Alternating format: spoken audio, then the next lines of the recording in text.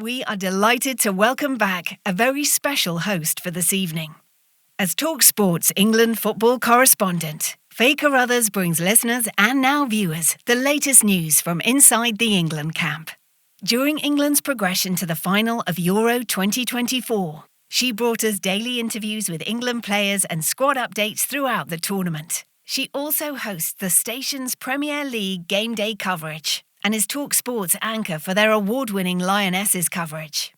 Faye has worked with Sky Sports and the BBC, hosts The Guardian's Women's Football Weekly podcast, and is part of Amazon Prime Video's Premier League reporting team. She has firmly established herself as one of the most versatile and leading voices in the industry. Beyond her broadcasting achievements, Faye is a passionate advocate for female representation in sports broadcasting. She serves as a role model for the next generation of female broadcasters, demonstrating the heights that can be reached. We had the pleasure of her hosting the UK Coaching Awards last year and are thrilled to have her back again tonight. Ladies and gentlemen, please welcome to the stage, Faye Carruthers.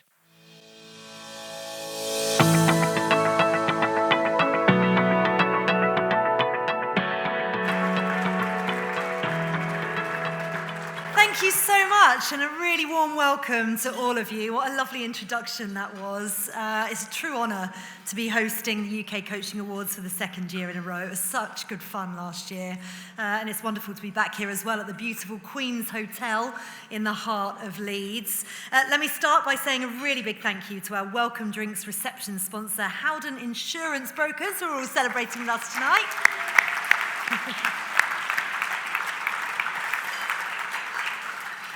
Now, I'll tell you what a glorious summer of sport it's been. It was summer a little while ago, wasn't it? It feels like forever. Paris is the closest that we're ever going to get to a home Olympic and Paralympic Games, unless it's right here, and it more than lived up to its billing as the greatest show on earth, didn't it? Euro 2024, meanwhile, if you're an England or a Scotland football fan, was a real roller coaster ride of emotions. Of course, Scotland bowed out early. England's somewhat stuttering journey was filled with some electrifying, magical moments before they ultimately fell at the final hurdle against Spain. While football didn't come home, 189 shiny medals did come home from Paris. And while tonight we'll recognise the achievements of those coaches whose athletes reached the pinnacle of their sport, let's not forget that the main reason that we're here is to celebrate the crucial role that coaches at all levels play in creating truly life-changing moments that inspire personal growth that stretches far beyond the field of play. Because coaching is about inspiring more than just moments of victory. As you all know, it's about creating significant benefits that improve people's health and well-being, and of course, crucially, that strengthen our communities for years to come. And tonight, we're going to recognise those unsung heroes whose dedication profoundly shapes the fabric of our society. And the film that you're about to see explores the enduring legacy of coaching. You're going to hear from a mix of grassroots and elite coaches, Olympians and Paralympians, and children and young people at the formative stage of their journeys. Together, they're going to discuss the profound legacy of coaching in this exclusive first showing of our 2024 UK Coaching Awards film.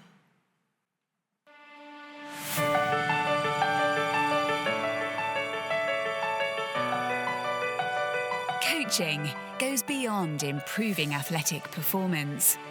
It's about fundamentally enhancing the lives of individuals, instilling confidence, resilience, a sense of achievement, and so much more. A great coach is someone that can believe in you, someone who can inspire you and make you feel good about yourself. They're there every day, come rain or shine. Without them supporting you emotionally, technically, just wouldn't have been able to get where I got. Great coaches leave behind an enduring legacy. They transcend the boundaries of sport and physical activity. Their influence continues to benefit individuals for a lifetime and strengthens our communities for generations. I think it's so important that we really get behind coaching and expressing how important coaching is for the community, how really important it is for the heart of the nation. I've seen some amazing improvements in health but also mental health. People feel lonely, meet new people. Within no time, they have a whole bunch of friends. There's a saying, a good coach can change a game, but a great coach can change your life, and I firmly stick by that. Great coaching knows no boundaries. It benefits everyone, regardless of background or ability levels. Its influence strengthens the fabric of our society by promoting health, unity, and equality. Coaching is the thread that weaves our communities together. If we look at the world that we live in, the communities we are involved in on a daily basis, they're not just made up of one type of person. We have different races, different religions, different people from different backgrounds. I thoroughly believe that all coaches have a duty to care for anybody that they work with. We thank the nation's coaches for their unwavering dedication and commitment. To you, we say, thanks, coach. The health of the nation is powered by you.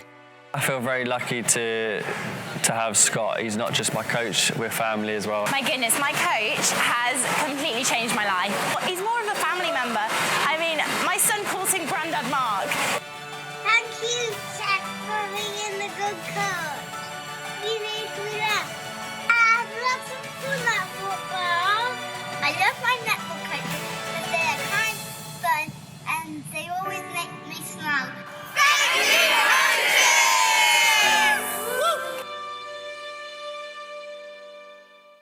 Oh, wonderful.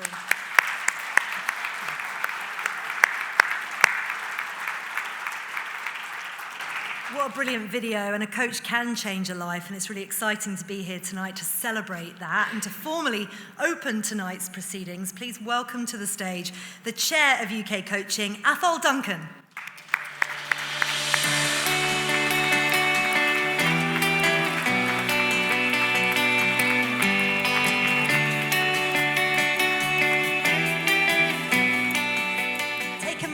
Athol, because it's easier than me trying to shove a microphone in your face. Listen, you had the immense honour of addressing a distinguished gathering of around 300 Olympic and Paralympic coaches at Buckingham Palace in October. It was such a special celebration, the event of recognising the invaluable contributions of these dedicated coaches. Share with us the kind of thinking behind that reception, and how did the day go?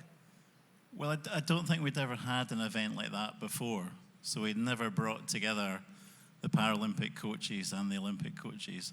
So it was all about honouring them. And as you can see from the pictures here, Catherine Granger and Sally Mundy and all her colleagues at UK Sport helped to pull it all together. It was about honouring them. And it was about, as you said, 187 medals. It was about reminding people that none of those medals would have happened without a great coach behind the athlete. Somebody gave me a stat that actually it takes 6 coaches to make an Olympic hero. Although I did notice in the program that KJT has 11 coaches in her chain. We'll hear about that a bit later. But you can see the Princess Royal here. What was really interesting about what she said at the end of it, she's the patron of UK coaching, she said, none of this happens without the community coaches and the volunteer army who are in the room, right? And we love our elite coaches, and they deliver those medals that are so important. But none of it happens without the volunteer army. And if we could take a little bit of the gold dust that we have in the room here and sprinkle that around the rest of the country, then we definitely would deliver on this healthier, happier nation. Yeah, we certainly would. And tonight's it's about celebrating not just the achievements, but also the enduring legacy of coaching, as you mentioned there, because it's more than just moments of victory. It's creating these lasting benefits that improve and strengthen our communities for years to come, as you said. I mean, obviously, you must agree with the sentiment in the video that, the well-being of our nation reflects directly in the health of our coaching, essentially. Absolutely, and we've still not really recovered from the pandemic. if you look at the activity levels, they're below where we were before the pandemic. They're doing better. And if you look at the number of volunteers, it's very hard to get volunteers. So the true test of trying to get this healthier, happier nation that we want is we need more coaches. And we especially need more coaches in the poorer areas of the country, because the coaches are the catalyst that get the young people and the old people active and going. And we all know, everyone in the room knows the benefits of that. I don't know, I'm preaching to the converted round about that. So let's all work together, take this gold dust and sprinkle it around the country, and we'll create something which is even better than what we have today. You smiled at me a bit too much when you said, and the old people, but I'll let you off that. I was meaning me. Thank you very much. Athol Duncan, everyone.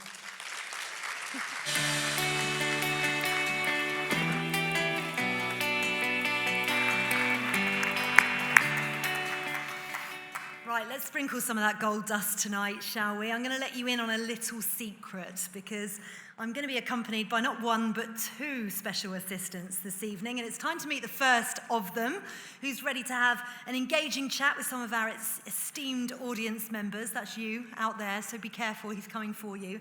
He's a very familiar face. He brings energy and enthusiasm to absolutely everything that he does, and of course you're going to recognise him in a second from the lively interviews on BBC Breakfast that he does with whoever's making the headlines in the world of sport. He's always up for a challenge as well. I was told, actually, and a bit of fun, that at the end of the Coaching Awards last year, somebody was bench pressing him by the end of the night. It might have been the early hours of the morning as well.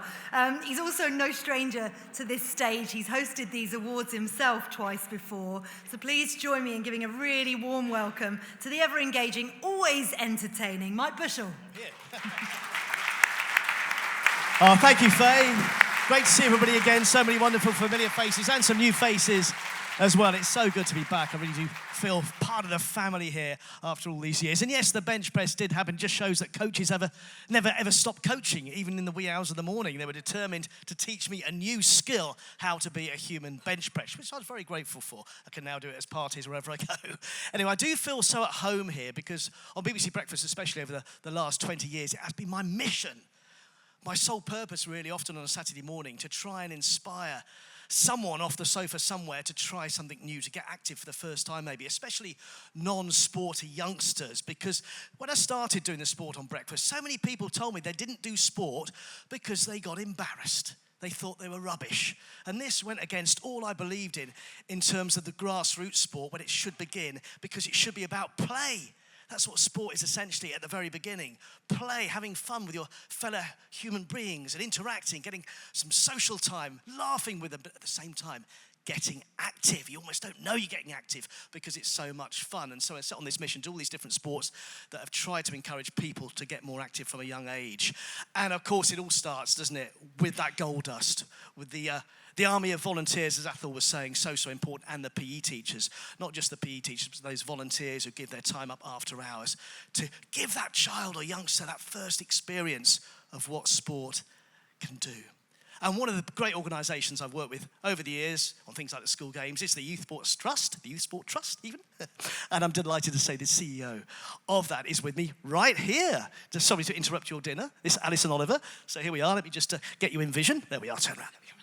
So Alison, why then is it so important for the sector, the government, society as a whole really, to prioritise getting youngsters to be more active and lead a more active life? And what are the benefits, not just for them, but for the wider society, would you say? Well, it's lovely to see you again, Mike. Thanks ever so much. And it's great to be here. Thank you for UK Coaching for inviting me.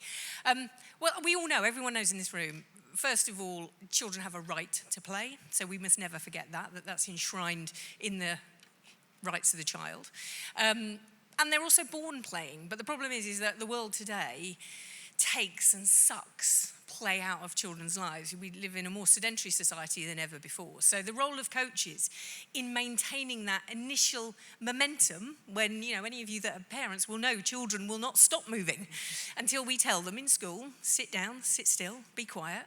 Those are the words that are said most frequently in a classroom. So it's really important that we have both PE teachers, but importantly coaches working in every way with children. And tonight is all about the coaching legacy. The biggest legacy comes when we start with the very, very young, because then we get the rest of their lives. Yes. And, to answer your question, Mike, about the benefits, we often think about the physical benefits, finding a child's love in movement and sports that they want to pursue for the rest of their lives, but their social and emotional development is so much of a priority at the moment, with some pretty horrible misery stats. So just want to thank everybody in this room that works with children and gives them both a joy and a love of movement, but also happiness in their life, self-confidence in themselves, and the ability to engage and connect on a human level, not just a digital level. Exactly, it all goes back to that play again, doesn't it? And Alison, I've mentioned the school games. What other initiatives at the moment is the Youth Sport Trust initiating and implementing to try and get those youngsters to lead a more active life? Well, so much of what we always have done and continue to do is working with young people, developing their leadership skills, and then giving them the opportunity to lead their peers. We live in a generation of influencers. The most powerful influencers on young people are other young people. So coaches can help our young leaders be better influencers of their peers. So the youth leadership work is as big as ever, and we're just about to launch a multi-sport youth club in the after-school space, which will be all run by and for young people, which we're really excited about. And again, grateful to the many sports and organisations in the room that are working with us. That's fantastic. It's multi-sport as well. There's so many different sports out there, unlike maybe 20 years ago. Now there's so many different activities that children can get involved in. It is, of course, vital that all children have access to positive and effective coaching experiences. So what further steps can we take, and are you taking, to ensure children, even from the most disadvantaged backgrounds, are getting those opportunities?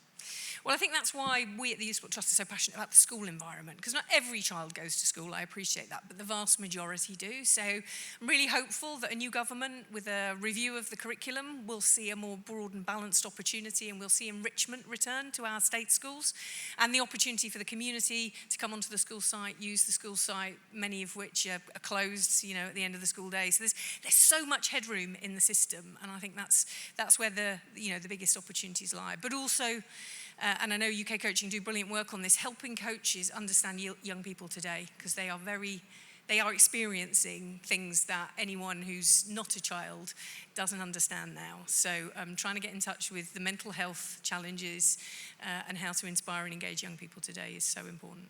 Fantastic, Alison. Thanks so much indeed, Alison. There we are from the Youth Sport Trust. Alison Oliver. Oh, try and get up after standing on one knee for so long. Hope you didn't hear the creak there.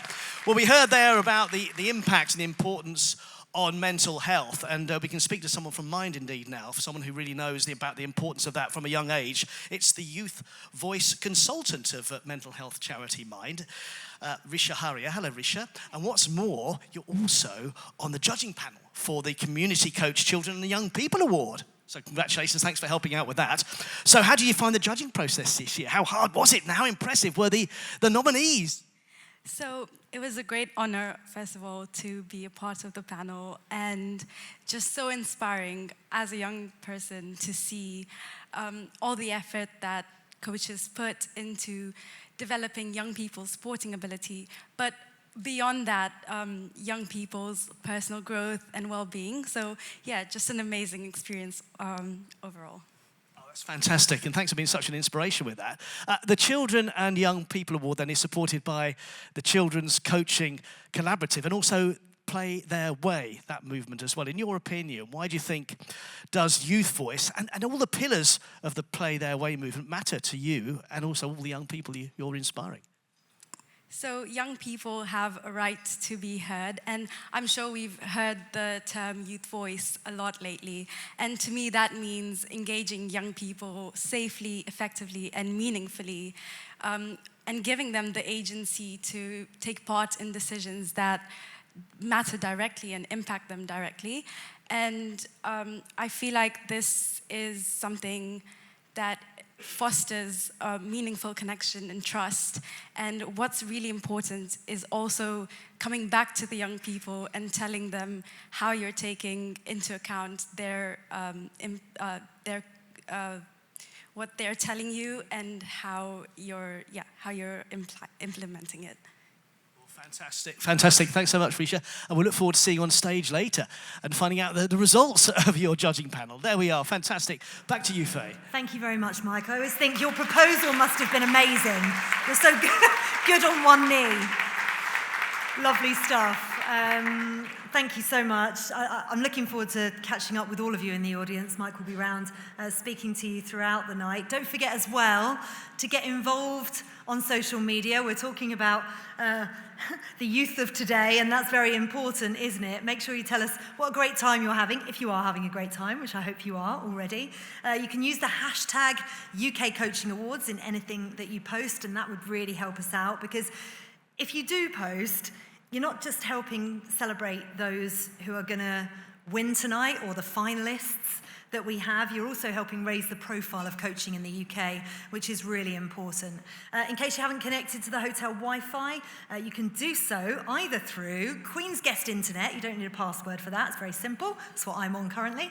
Or Queen's Guest Internet WPA2, and the password, very secure, in lowercase, internet. Listen, it's time to honour some excellent coaches as we reveal our first batch of award winners. So, our first award of the evening is Community Coach of the Year for Adults. And this award is supported by Sport England and is presented to a coach who's helped adults take part more regularly or helped people to start or stay in sport and physical activity. So to make the presentation, please welcome Sport England's Director of Sporting System, Hazel McCluskey.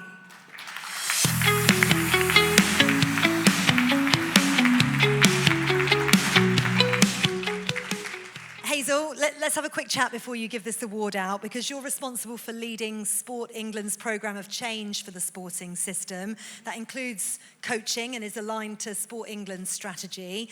If you look back on the past year, what achievements or moments have maybe stood out for you the most, and what are you most proud of?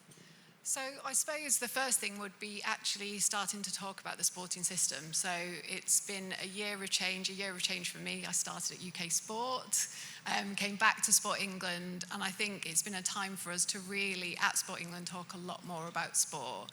I suppose more personally and related to coaching, it's been a real opportunity for me to come back to coaching. So it's something that I've done previously, but has just enabled me to see that power of coaching, what's gone on. I've even managed to convince my husband, who's got no experience of sport, to get into coaching, because if he's not going to do it, who else is going to do it? Wow, that's amazing. Is he enjoying it? Not sure about that. But what he is doing is he's actually listening to me for a change. So he thinks I've got some knowledge that he doesn't have, so he does listen, which is good. Okay, maybe I need to try that then. As we kind of look ahead to 2025, what are Sport England's priorities for the sporting system over the next 12 months? So we've got a big year, and it's framed in, we're about to kind of launch our plan for the next 3 years. What are we as Sport England going to focus on? So that's really important, and we're going to be even more focused on tackling inequalities. How can we set our priorities that we can really increase our impact? But from a sporting system team point of view, we really want to start to talk more about the power of sport, be really clear about the impact of sport.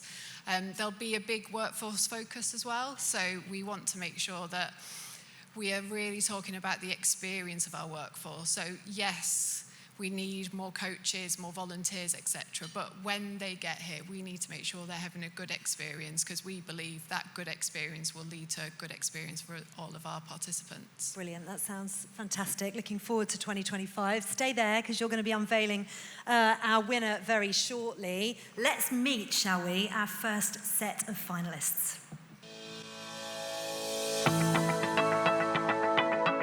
Community Coach of the Year, Adults. Supported by Sport England.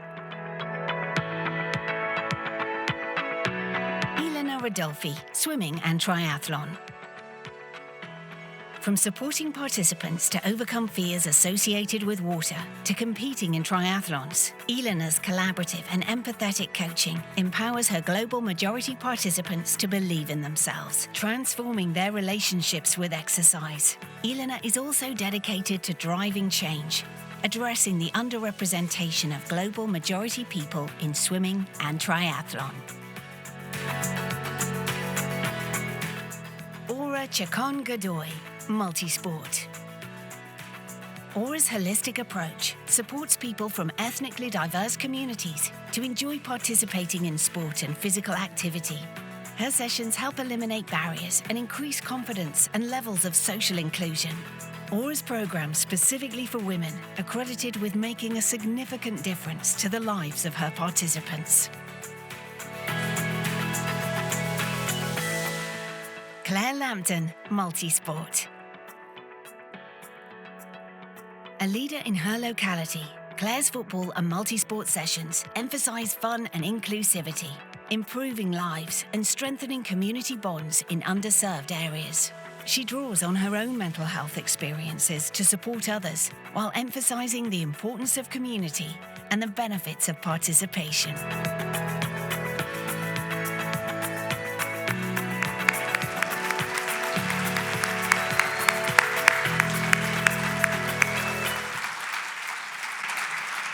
Some brilliant finalists there. Hazel, will you please reveal the winner?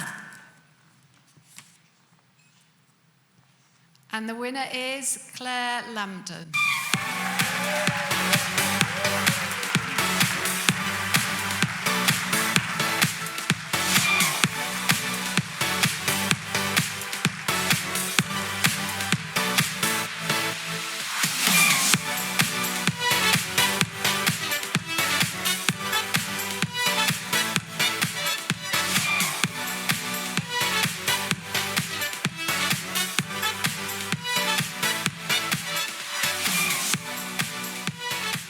Congratulations, Claire. You must be absolutely delighted. It looks like you have so much fun doing what you do as well. I'm not quite so sure about the open water swimming at some points, but how does this make you feel? I am absolutely over the moon. I could never believe in a million years I would have won something like this. But I am forever grateful to Coach Co and my employer Hattricks, who have given me the opportunity to be where I am today, coming from being somebody that just finally became a participant to a volunteer, and now to get an award of the year. Like, that is absolutely amazing. I couldn't thank anything more. Brilliant. Thank you. Well done, Claire. And thank you, Hazel.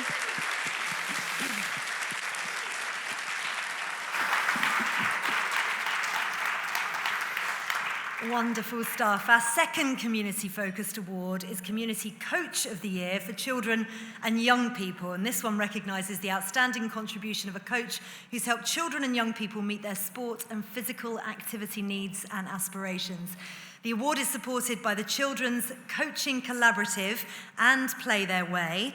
And to make the presentation, please welcome Risha Harrier, who we spoke to earlier on, physical activity youth consultant for mental health charity Mind.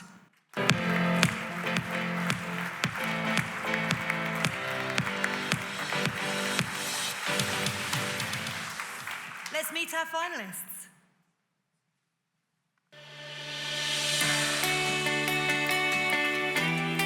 Community Coach of the Year, Children and Young People, supported by the Children's Coaching Collaborative and Play Their Way. Kieran Wiltshire, basketball.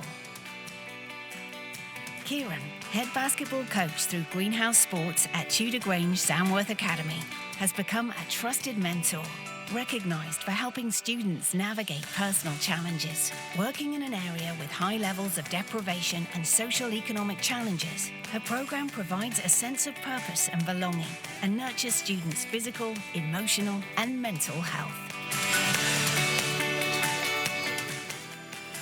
Hannah Vines, rowing. Over a 35-plus year career, Hannah has supported an average of 200 people annually to enjoy rowing and develop transformative life skills. Her innovative solutions, such as opportunities to earn kit through reaching milestones, enable participation, while an emphasis on effective questioning and goal setting encourages participants to use their voices and make decisions to shape their journeys. Edward Coleman Roberts, Martial Arts. Edward's dedication to developing self-belief and resilience alongside martial arts skills has had a profound impact on the lives of his participants. Whether they're new to the sport, struggling with their confidence, or aiming for competitive success, he offers opportunities for participants to make choices and shape sessions through feedback, and ensures that everyone enjoys opportunities for development.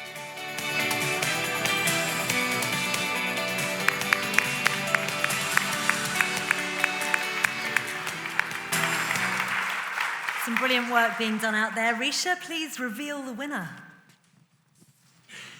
I'm absolutely delighted to announce that the winner is Hannah Vines.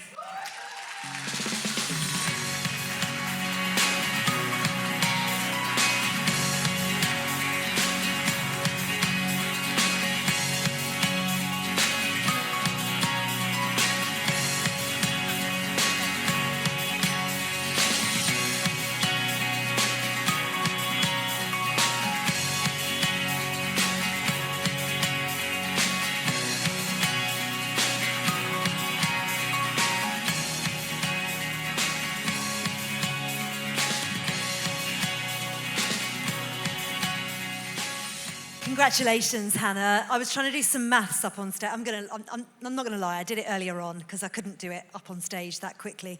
Around 7,000, if those numbers are right, children and young people you've helped, which is incredible. You must be so proud. I'm absolutely over the moon and a little bit choked, to be honest.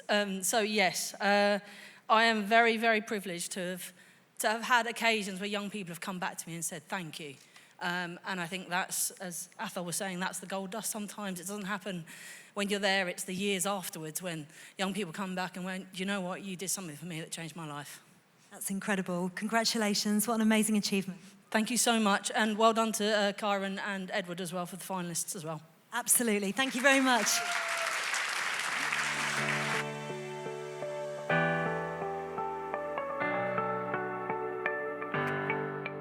Thank you so much to Hannah and to Risha as well. And of course, congratulations to all the finalists this evening. You're all winners, even if one person is walking off with one of the trophies, of course. Our next award, as we move from the great coaching of young people to the great coaches of the future. This is a cause that's very close to the heart of the Youth Sport Trust. And we heard from her a few moments ago, and we're delighted to now welcome her to the stage to present this next award, Youth Sport Trust Chief Executive Alison Oliver.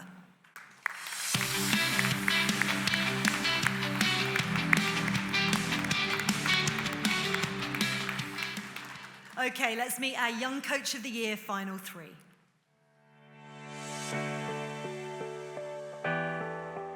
Young Coach of the Year.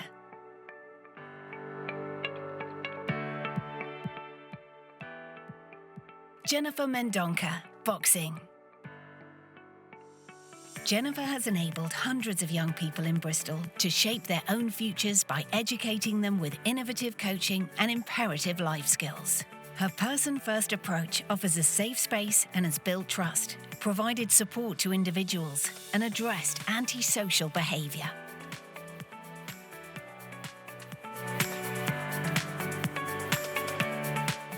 Zain Khan, multisport. Zain has positively impacted the lives of many young people. His person-centered coaching and active listening have had a transformational effect in addressing negative behaviours like gang violence and providing education, employment and leadership roles, all through the power of sport.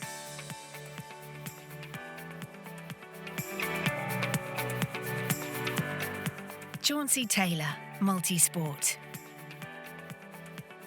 A prominent figure in his community, Chauncey has not only transformed his own life, but has had and continues to have a profound effect on the lives of many young people. Through the power of sport, Chauncey advocates for engagement in sport and physical activity and promotes positive change.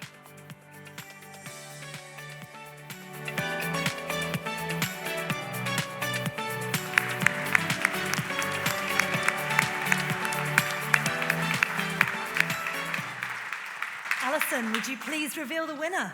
I absolutely will. Congratulations to all those amazing young coaches. Just realised I can't much here without my glasses, which is never a good idea. And the winner, I'm thrilled to say, is Zain Khan.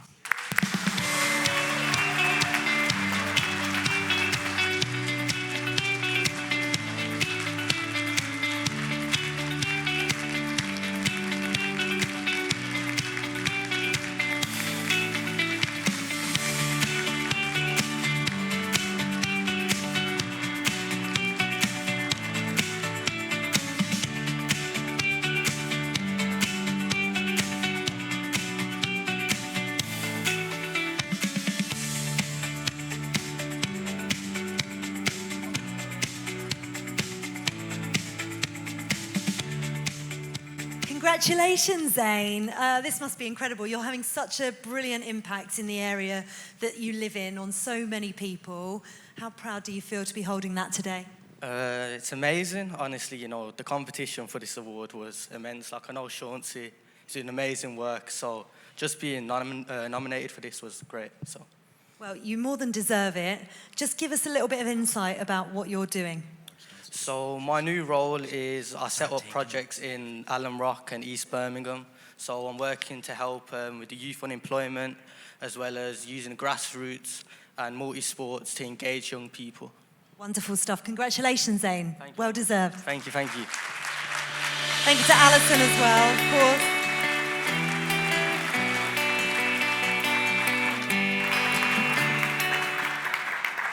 I think the future of coaching is definitely bright with those three for sure. Congratulations to Zain and of course to Chauncey and Jennifer for being finalists as well.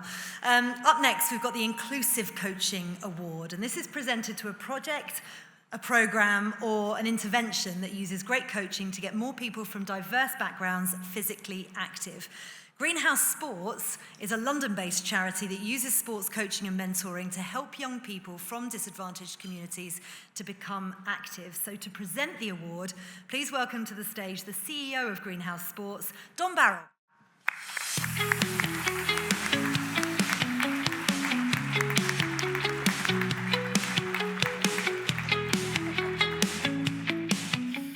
Yes, mustn't forget to give him the envelope, which has the winner in it. Let's have a look at our finalists.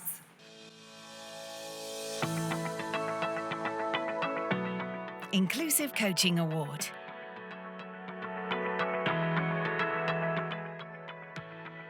Sense Active Sensory Sport Program, Multisport.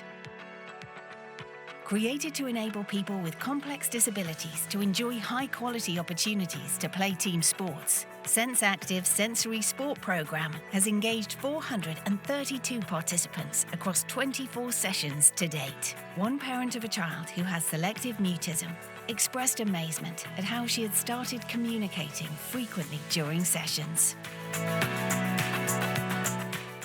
Dr. Rashmi Becker, MBE, Dance. Since founding Step Change Studios, Rashmi has established a team of coaches to deliver over 3,000 dance sessions to participants between the ages of 2 to 102, taking place in areas with the greatest need. The sessions promote independence, communication, and confidence, alongside physical and mental well-being. Coach Core Foundation, Multisport. The Coach Core Foundation supports young adults who've encountered barriers to success to become great coaches and role models. Their apprentices have an outstanding positive impact, from tackling issues like gang violence and unemployment to meeting the needs of specific groups through sessions for underserved communities or new mothers and babies.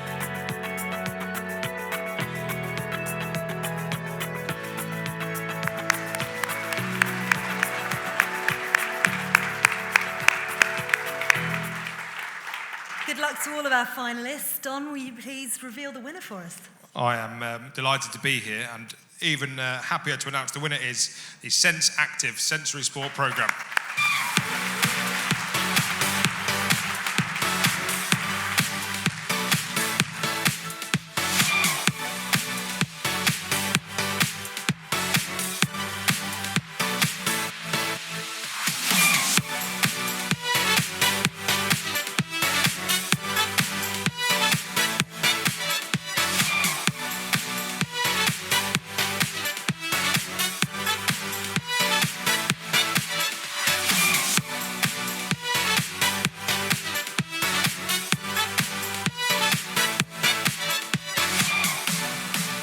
Now, let me get this right. I've got Alice Turner and Laura Bebbington. Who's who? I'm Alice. Alice and you're Laura. Congratulations, both of you. You're doing some incredible work. Tell us a little bit more about it and how proud are you to be recognised for what you're doing? Yeah, thank you so much. I mean, we're absolutely honoured to win this award. The work we do as a national disability charity is literally just all about providing the opportunity for people with multiple and complex disabilities to participate in sports just the same as everyone else. We've created this sensory sport programme in collaboration with 4 national governing bodies, so the LTA, Badminton England, Rounders England, and the World Professional Billiards and Snooker Association. And yeah, it's just all about adapting sports to enable people with complex disabilities to participate in a really meaningful and engaging way. Which is exactly what you're doing, absolutely brilliantly, both of you. You must be delighted to win this award. What else do you do? We saw a fantastic video there, and the thing that sprung to me the most is the parent of the child with selective mutism who said that they're engaging now. Yeah, so obviously myself and Alice are just 2 of sort of many of the team of Sense Active. So we can't take full credit for everything. We've got the whole sort of regional teams who do a lot of work, but actually it's the coaches on the ground that do sort of all the hard work and you know, make all this impact and have all this, provide all these sort of opportunities for people to participate in sport. So yeah. That video was, do you know more about that video? So it's a little boy called Amin who takes part in a sensory football session in London, and they've actually created a whole sensory football club specifically for children with complex disabilities. And that child literally walked into the session not being able to engage with anyone else, not being able to talk, and the sensory football sessions enable them to communicate with other people. So it's, that's just one of many stories that we have of, you know, the amazing impact that it has on people. That's brilliant. Thank you so much, and very well done. Brilliant work going on. Thank you, Laura and Alice. Thank you to Don as well.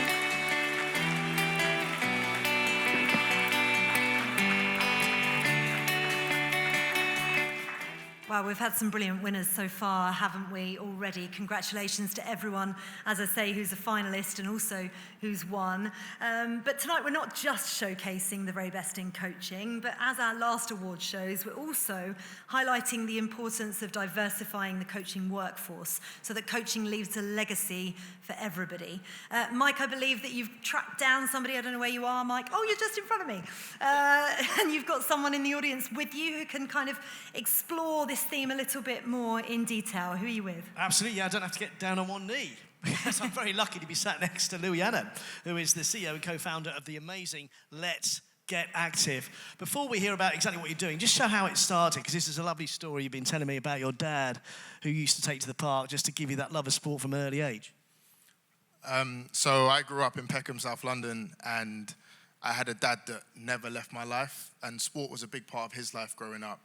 And the way we connected was him, from the age of 4, just bringing this big gym bag with loads of equipment in the bag and letting me explore sport in my own space and time. And that ultimately inspired me to create Let's Get Active, which is a sports organisation that works with schools, colleges, and runs our own programs outside of these establishments to give children a chance to explore sport, particularly basketball, on their own terms with expert coaches in place to guide them through that process.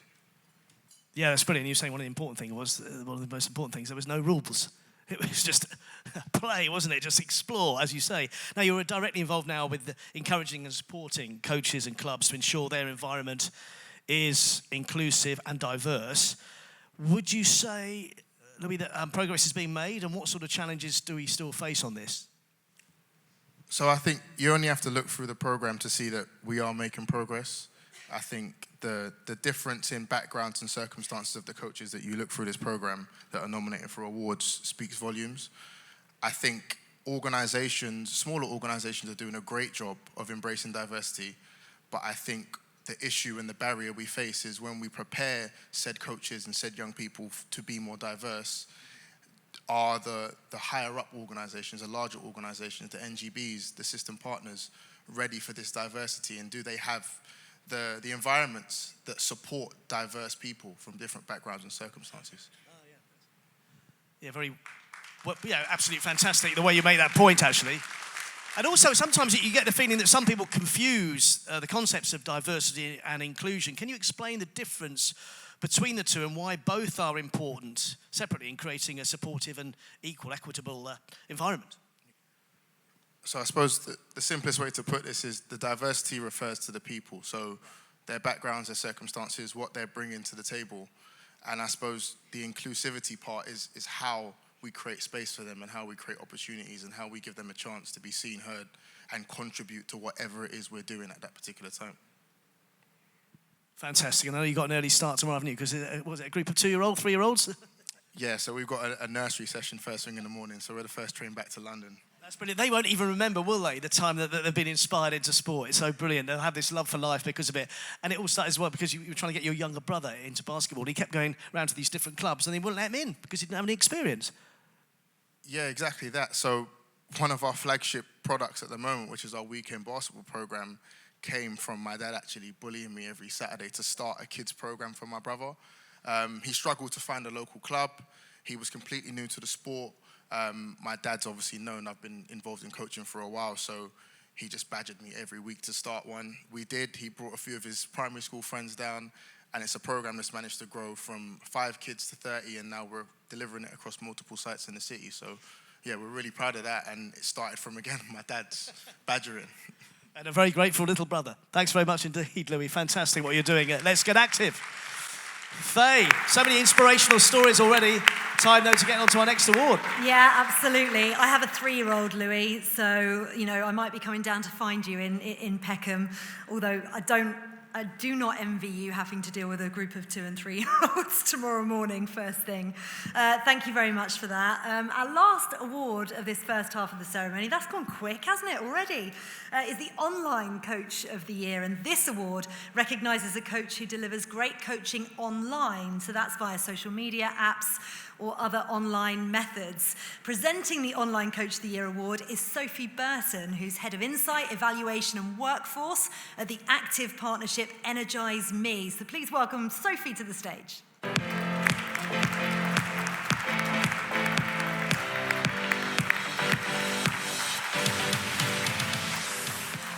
Okay, let's meet our online coaches. Online Coach of the Year.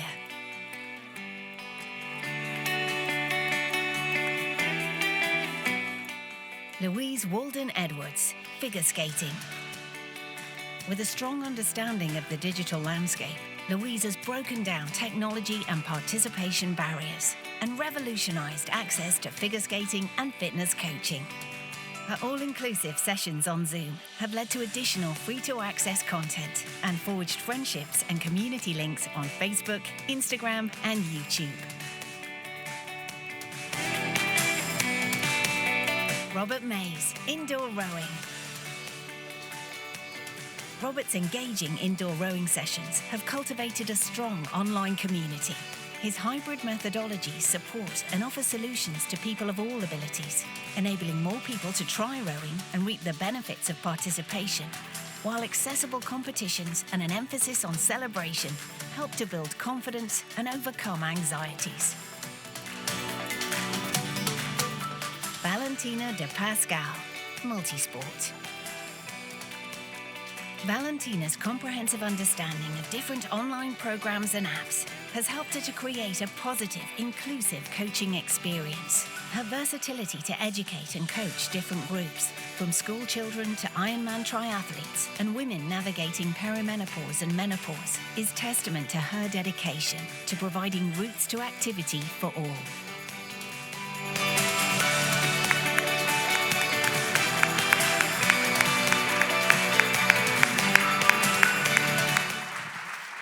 Sophie, it's over to you to reveal the winner. Okay, congratulations to all the finalists, and I'm delighted to announce the winner as Louise Walden-Edwards.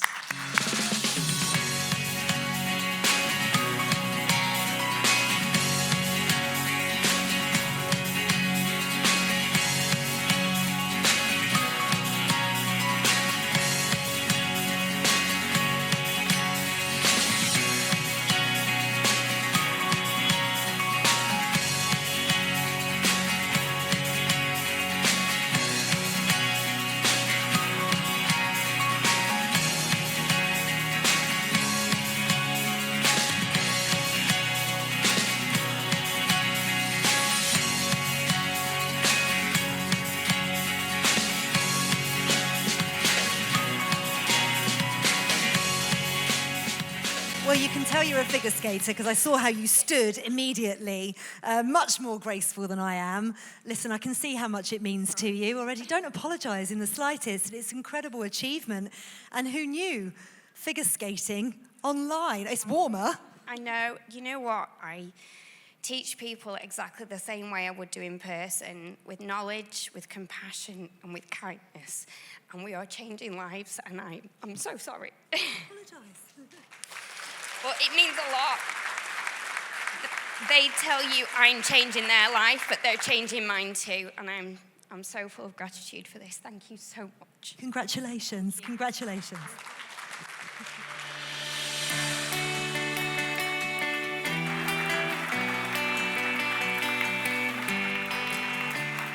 Oh, that's got me now. It's reciprocal, isn't it? That's what's so important about coaching. You know, you get as much out helping someone as they get you helping them. It's quite incredible. Now, sustainability has become a real prominent issue, hasn't it, for all organisations across the sector, and companies are taking measures to adopt more environmentally friendly practices. Educating and upskilling coaches on how their sport or physical activity can become more environmentally sustainable is really crucial for driving this change.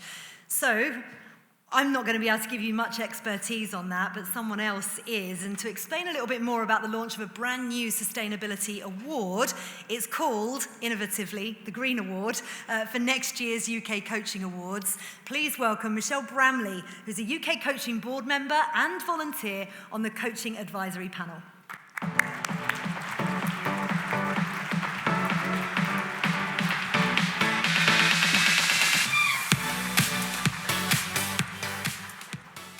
Well, good evening, everyone, and I'm really delighted to be here tonight at the 2024 Coaching Awards, celebrating the exceptional achievements of coaches and organisations across the country.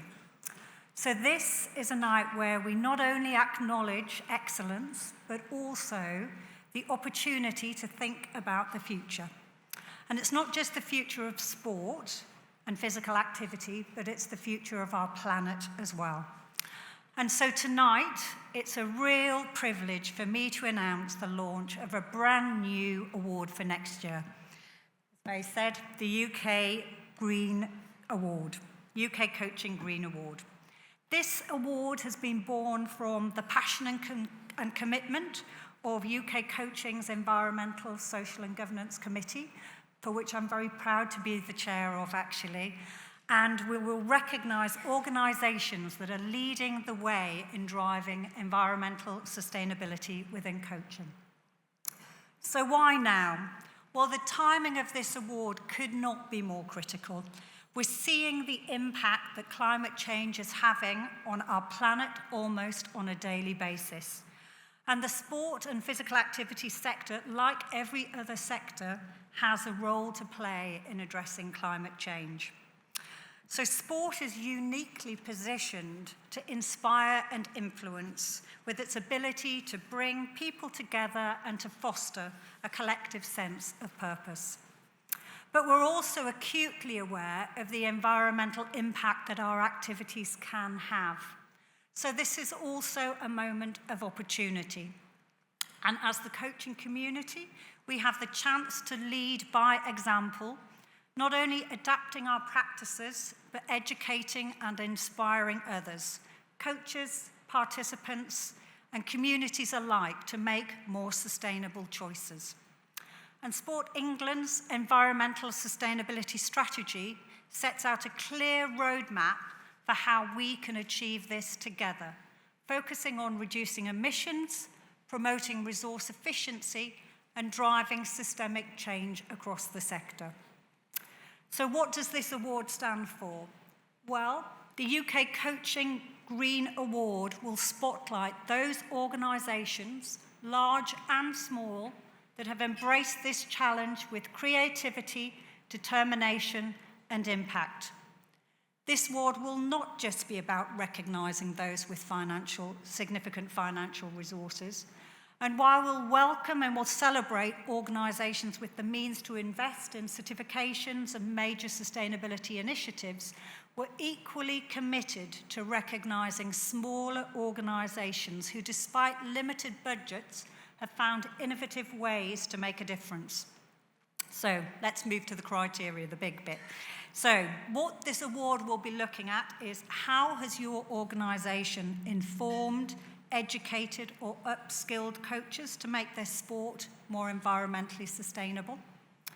What concrete measures have you taken to ensure your practices are greener? What is the environmental impact of your actions on coach-led activities? And how are your efforts driven by a long-term ambition to create a more sustainable world? We'll be keen to hear about any external recognition you may have received, but this will absolutely not be a deciding factor. What matters most is the intent, the action, and the impact. So this is a collective effort. This is more than just an award, actually. This is a real call to action. Whether you're a grassroots club or a national governing body, you have the power to make a real difference. And by recognising and celebrating organisations that are paving the way, we hope to inspire others to follow. And finally, I want to take this moment to thank all of you for the work that you're already doing. This award reflects the ethos of the coaching community, one of leadership, passion, and a commitment to creating a better future. So together, we can ensure that the legacy of sport is not only in the medals we win or the lives that we change, but it's in the world that we leave behind. So thank you, and I look forward to seeing the incredible stories that this award will highlight next year.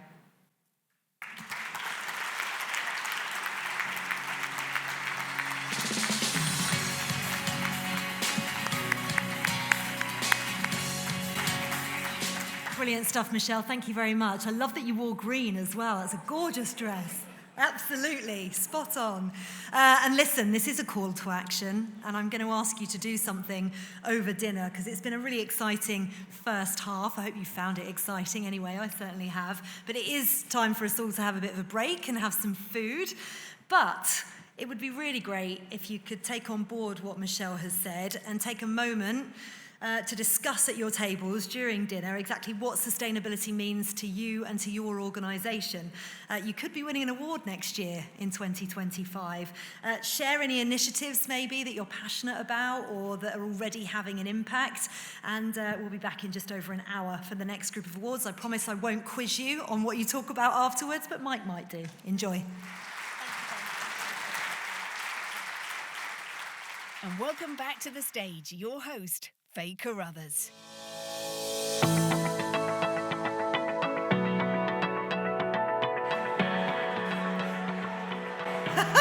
Thank you for the spattering of applause over on that table. Much appreciated. I'm so sorry to interrupt your conversations. I know you're having a lovely time. I hope you've enjoyed your food and you feel very fed and watered. It was delicious. I've got half a chocolate tart left waiting for me for when I come off stage in a second. Thank you very much to the Queen's Hotel for the delightful food yet again.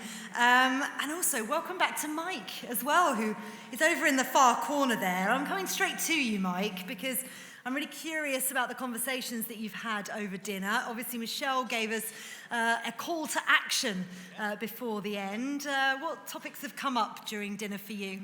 Well, as you were saying before, people were chatting about sustainability and different ideas. The call for action certainly had an effect. I've been mingling around, eavesdropping on some of the conversations on sustainability. And sometimes, you know, it's the most simple things that we may not think of. As Kira Grogan was telling me, a Gaelic football coach from Coventry, also part of Women in Sport. So, Kira, what are you telling me about the things you've noticed making sport and coaching more sustainable? Thanks, Mike. So we absolutely did our homework, just to absolutely get that out. So it's just simple things, really. We had our children and the adults and the parents at our session. Just after every tournament, after every game, there was just mountains of plastic bottles, mountains of water bottles that were just left all the time that people were always picking up. And so the children in our team and across the club, we decided that we'd just keep recycling them. We'd keep washing the bottles that could be reused. Just some simple things, really, instead of it just going into landfill all the time. So it's made a big impact on our club. The children are really trying to keep their water bottle to the end of the season. That's the big thing. And for anyone that's a parent here, that is absolutely impossible. It's something that the coaches have got on board with, the parents, and actually we've come together as a club in actually doing it. Brilliant. And it can inspire them as well, can't it? It teaches them all about being green as well. Let me shuffle along and speak to the CEO of Greenhouse Sports, Don Barrell. I won't get down on my knees, Don, because you're 6'3", so you're actually almost taller than me sitting down, aren't you? Yeah. Plus, you have the best socks, I think, in the room. Have a look at those socks. Just noticed those. Former Saracens player, of course. Where are we off to, Mike? Well, I'll turn around so everyone can see you. There we are. Musical chairs. Yeah. So, just tell us about the purpose and the mission of Greenhouse Sports, Don.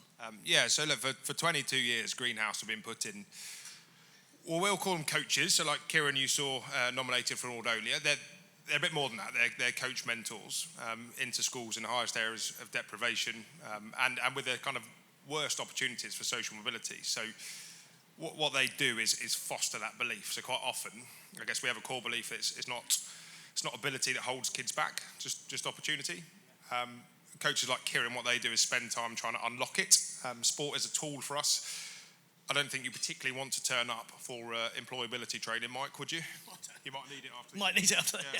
If there's any more bench pressing going on later. But look, Kieran was at Breakfast Club at 7:30 this morning and committed to doing that because they'd turn up to do basketball. Kieran, they get fed because he can't learn hungry. And then there's outcomes that those kids are in school 2 weeks a year, on average more than their peers. They get chances to succeed when they might not find it so easy in the classroom. And all of a sudden, those opportunities in life open up because of coaching. Sounds brilliant. I mean, definitely, that sounds fantastic, doesn't it? Now, you work very closely, didn't you, during a UK Coaching Week with UK Coaching, about the theme of holistic coaching, which really fascinates me, something I don't know too much about. Why do you think more coaches need to sometimes adopt a holistic approach? Look, I think they probably do. You heard it earlier, Ali talked about it. It was on screen. We talk about the social thinking, emotional and physical development of a young person. So 3 of those are not related to sport. Just means thinking a bit more broadly. So in our context, if you work with vulnerable people who you want to go on and achieve, then the stuff that's more important is that social kind of development, their ability to think, developing emotions, regulating those things. That means you can step into a job going forwards and succeed. I guess the main thing is like we're not judging success by number of World Cups we win, because we won't win any. We'll judge it by good young people who can step forward, confident, engaged. I know people like Coach Cora doing that, and I've heard a lot of good stories tonight. So it's just good. Like when we think about being holistic, we think it's about the person first, and sport is probably your best tool to give people those developmental opportunities. Absolutely. So using whatever walk of life and all the skills, which will be for life as well. Yeah, good. Exactly that. Good man. Great stuff, Tom. Don Brown, everybody, from Greenhouse Sports. And it's back to you, Faith, to get on with the rest of the awards. Thank you very much, Mike. Fascinating conversations, as always. And listen, we've got something really special for you tonight. And for this section of the awards, I need to hand over to a very special co-host who's going to be a familiar face to any rugby league fans in the room. Bearing in mind we're in Leeds, I hope there's quite a few of you. But you're going to know exactly who this fantastic woman is. She became one of Britain's first female sports reporters when she got the job with BBC Look North here in Yorkshire. And she's also gone on to front the Super League show, many a rugby league game as well, live on the BBC, among other things. It's not just rugby league that she does, but that's what she's most known for. Please welcome to the stage, Tanya Arnold.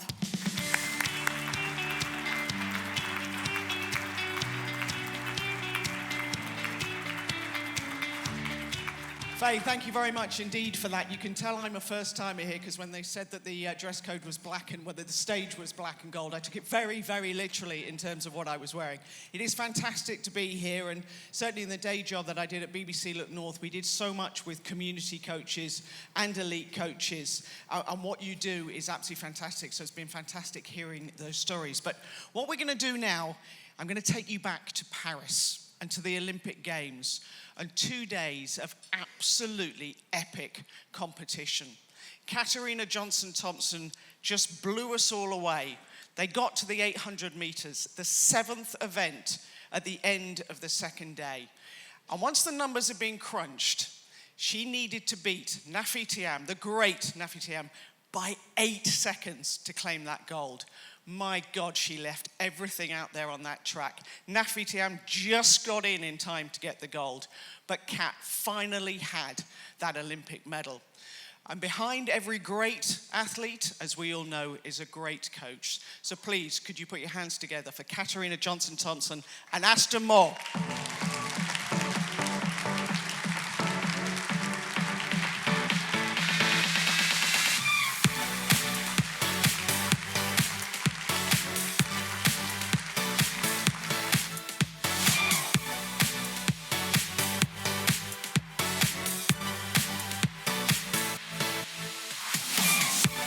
Take a seat.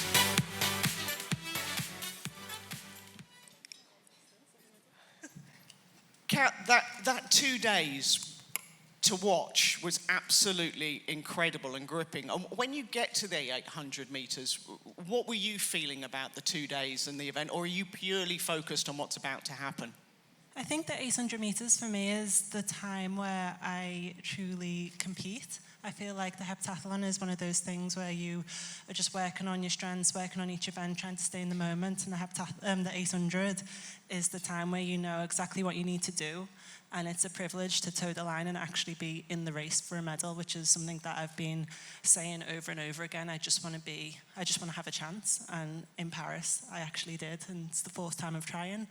So I was just, thank you.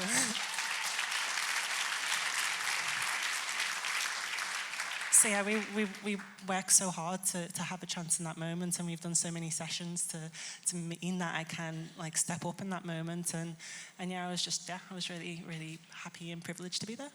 So what did you say to her before she went out for that 800, Aston? Normally at the end of a competition like that,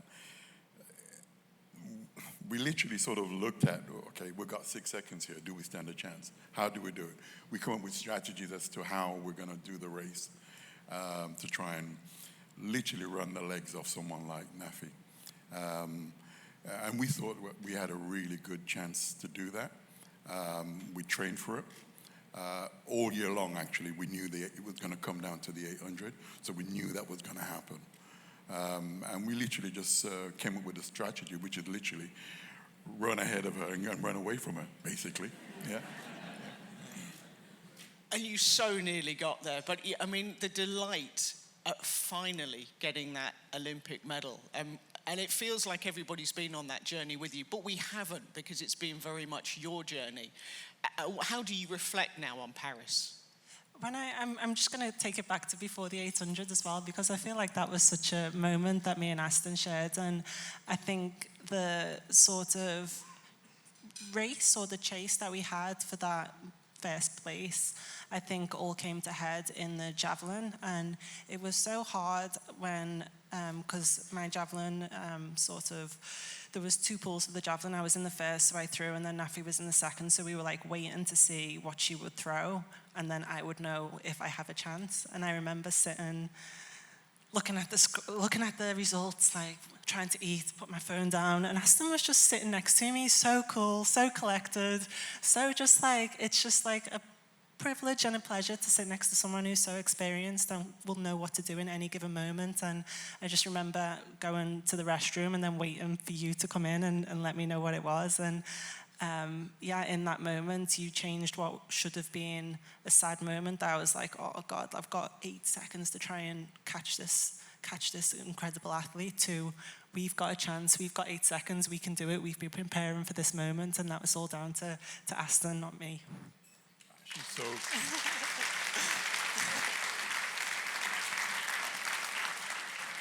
It looks as though, right, I'm going to be passing it back to her to sort of say she's a fantastic athlete. She's going to say, Aston, it's the coaching awards. I think we're all here to talk about you. Thank you, everyone. I love someone who's so on message. We were I can remember we were sat down having lunch. And as Kat was sort of saying, Nafi was outside throwing, and we were all keeping up with the results about, what's happening with the javelin. How far did she throw? How many points does that mean that she would be ahead by the end of that? And then other people was calling me and giving me the scores about what time it would need to be for the 800 for Kat to be able to do. And literally, we sat down and we know that we'd done the work. Yeah, I don't coach everything for Kat. Yeah, I'm literally the orchestrator. I kind of like get everybody to do the thing that they need to do to make her win or to help her to win. And certainly the person who puts together the 800 program, we knew that she'd done the work to be able to run 8 seconds faster than Nafi. Yeah. What we didn't count on was Nafi saw Kat the year before in Budapest when she actually ran down the girl that was supposed to be the winner and won the medal in that one. And I think Nafi probably looked at that and knew what work she had to do to be able to beat Kat. And so she did her homework well, yeah, but literally, right, we gave everything that we could, really. It was an epic couple of days, and you need two athletes. Rivalry's one of the things, isn't it? You pushed each other to the limits. Yeah, 100%. I've been so fortunate to compete, or fortunate or unlucky maybe, to compete against such good athletes in my time. When I was first a young athlete, I was against, Dame Jessica Ennis-Hill, and then I'm against Nafi Thiam, who's a triple Olympic champion, and it's like, I say fortunate, but it has been such a trip to be pushing myself to my limits, to the highest levels I possibly can, and I think I've learned a lesson from each of my main rivals throughout the years, for sure. So your coaches, you've had several coaches through your career and through your pro career. When you came to link up with Aston, what was it about Aston that made you want to come and work with him?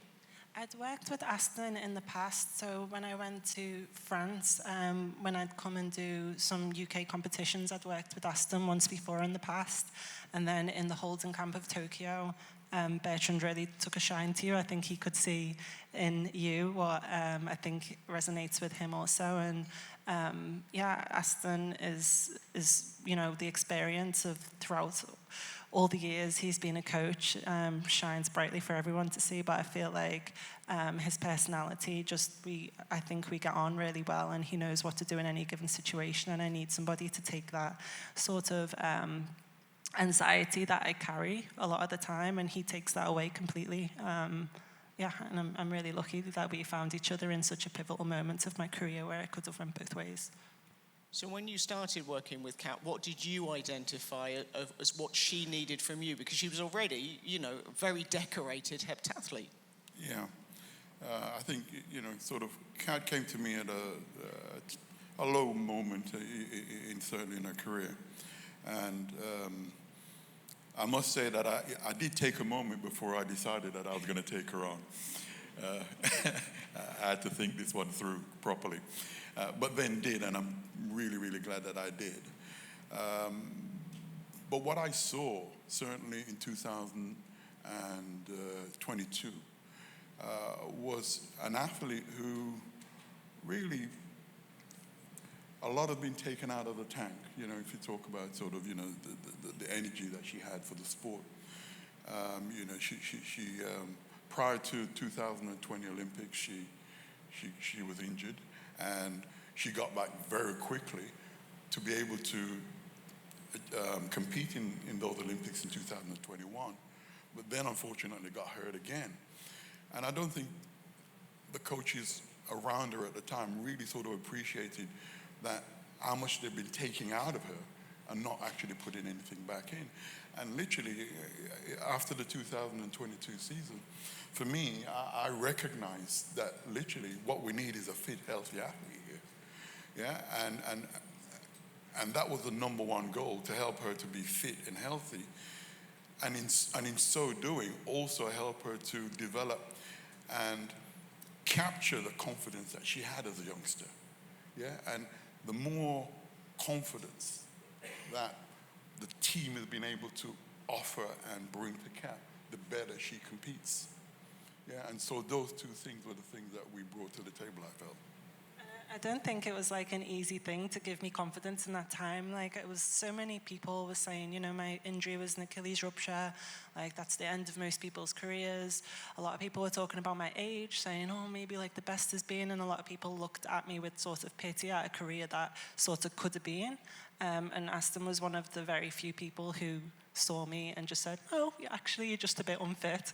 And then took on the big job it was of someone who absolutely hated the sport and rebuilding me physically, but also rebuilding me mentally, and the confidence that he gave me. And, you know, I think it was quite a big job in the end. You can heal an injury. Was it the mental side of it that was actually the bigger challenge for you as a coach? It wasn't so much a challenge, just making sure that we actually got that bit right. You know, once we recognized that it was about fitness, you know, in the 2 to 3 years that she's had those injuries, you know, sort of a confidence had fallen. Yeah, and so one of the roles was to actually build that confidence. And so all that we were doing in training was to train and then also gather that evidence that says, look, I'm really good at this. Yeah, there's nothing wrong with me. Yeah, let's go out there and let's actually go out there and actually fight for what we know that you're capable of doing. And it was literally that. Those are the conversations that we have. We have a lot of fun in training. Yeah, but that fun is about being relaxed and being confident and knowing that you're doing the work that is going to give you the results that you hope to get at the end of the day. I was just going to add, and it wasn't just like me who got the confidence from him. There was a couple of people who joined at the same time, part of the group, and seeing what Aston did with them in the indoor season. You know, it was Jasmine Sawyers who won the indoor European Championships and jumped 7 meters. We were all part of this journey that was building confidence and building like a love for the sport. And I think that's something that you give to us as a group, and we do have such a laugh and we do have so much fun in training, despite me having to push back after this because we've got a big 800 session that you haven't kindly delayed for this week. But you bring so much fun into training, and I think it's not just me who thinks that. Sorry. Cracks the whip though as well. You will be doing your 800 metre session in the morning. Go back to 2022. You've spoken recently, because your book's out, about how difficult as an athlete it is when you can't do the thing that is and refinding yourself as a person who at that moment is not an athlete, not doing that. How important is a coach in helping you through what is an incredibly difficult time? Yeah, I honestly, I don't know how you do it, because I was in such a bad place. In all honesty, you know, after the Commonwealth game, I was debating retiring, and I know you were the same, but none of us will let him retire. But yeah, even after the Commonwealth Games in 2022, I was fortunate enough to win gold there, you know, under the guidance of such maybe a month or two.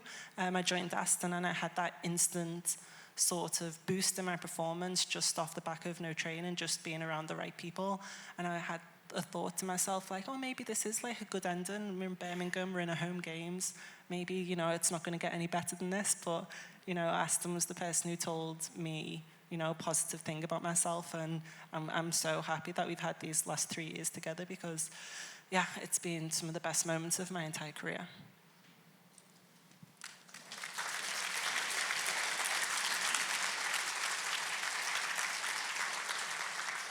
We've heard talk this evening, Dan, about being a holistic coach.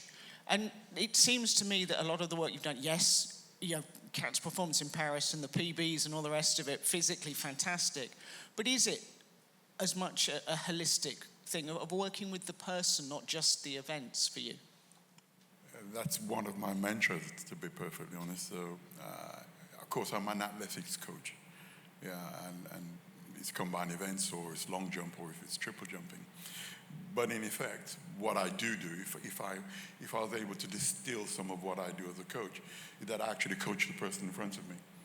Yeah, and so, Kat might be doing an 800 meters, right? But there's still a human being with foibles and other things going on that we need to deal with as a whole group of coaches and support staff to help her to be the athlete that she can, and we definitely can see that she should be.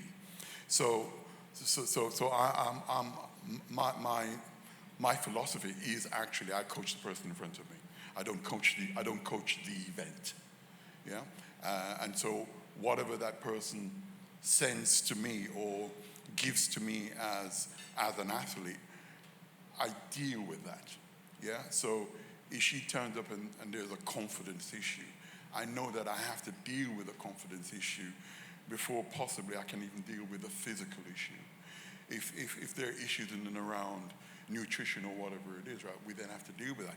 If there are problems outside of the sport, I have to deal with that athlete and talk about those things. And it's also then really, I suppose, we all do it as coaches, those of us who are coaches in the room, but when we work with athletes, we're working with people who are so different in so many ways that we have to find the answers to help them to be who they can and should, and who we hope that they would be. So if there are issues in terms of psychology or whatever it is, those are things that we have to deal with. And it doesn't mean that I deal with them, but it does mean that we talk about that. Yeah, and it's almost about being able to build that trust with an individual so that that individual can communicate to you as a coach what is going on so that you can then deal with those things before you can then go to the track and actually achieve what you want to achieve. You're nodding along there, Kat. Oh, yeah, I'm just, I've got two things to say about that. I'm trying to, to remember. I was going to say, I'm glad you said combined events coach before you said long jump coach and triple jump coach, because I'm trying to convince Aston that he is a combined events coach. I'm not a combined event. How many medals have you won in combined events now? 3. Yeah, there you go.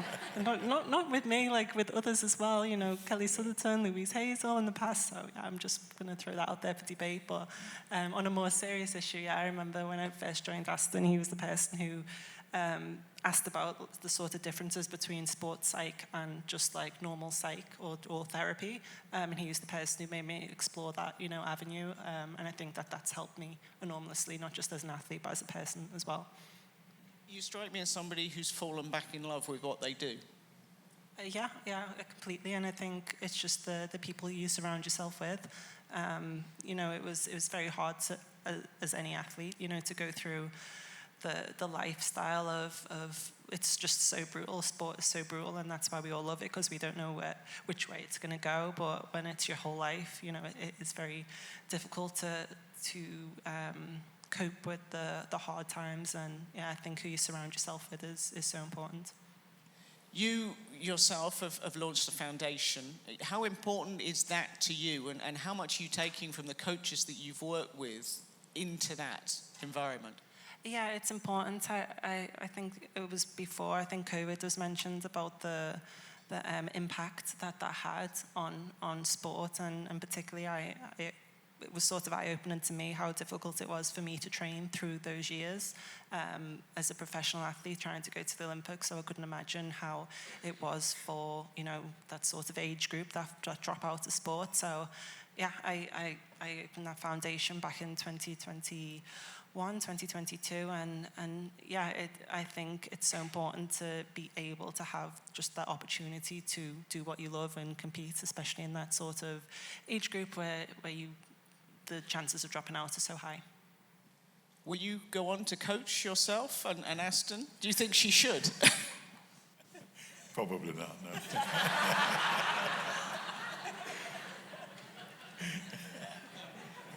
the coaching life not for you, Kat, then? I But thought we the have to compliments were say going to go back and forth, but...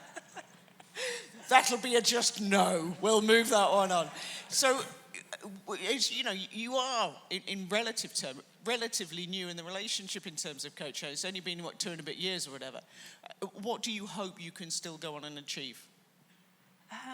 That's a good question. I think I want a new PB. I would love a new PB. No, well, to be perfectly honest, we were hoping for one this year. We were talking about 7,000 as a point. And I was trying to convince Kat that with all her best events, 7,000 points. Yeah. You do say pounds. 7,000 points was definitely possible. And she achieved, I think, was her second highest score this year. But that's something for us to chase and go for, certainly in next year. And I'll put it out there, right? It's not, it's a goal. Yeah, whether or not we achieve it or not, it doesn't really matter. Yeah, but we're going to go for it. Yeah, and we think it's possible. And if she does that, right, then she'll be winning a lot of things. Maybe £7,000. So you can write her a check. That'd be nice, wouldn't it? Yes. Pound a point. You can work with that. And for you, Kat, is it just now? Are you enjoying what you do, and you'll keep doing it while you enjoy it, and you're able, and it doesn't feel like a burden? It feels like now. Yeah, no, I feel like I've had the second wind or sort of a longevity to my career that I didn't quite believe when I first joined Aston. You know, when you talk about the PB, I was like, oh, yeah, and then I only believed him after Paris. I was like, okay, I can see your vision now. Wish I would have believed you sooner, but yeah, I think I'm going to be around as long as I'm competitive. I've always said that I love doing what I do to the highest level, and if I've got a chance, then I'll be there. And what is going to be the next career? Because it's not going to be coaching, apparently. You got that one? I have no idea. Advising me, probably. Advising you. Well, it's been fantastic to watch you compete with a smile on your face, enjoy what you do. Aston, you've clearly been a huge, huge part of that. Ladies and gentlemen, Katarina Johnson-Thompson and the wonderful Aston Moore.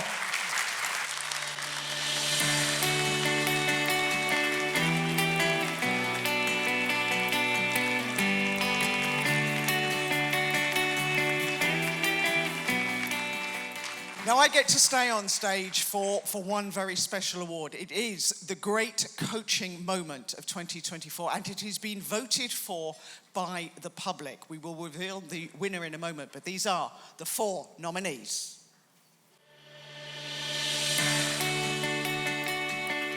Great Coaching Moment of the Year.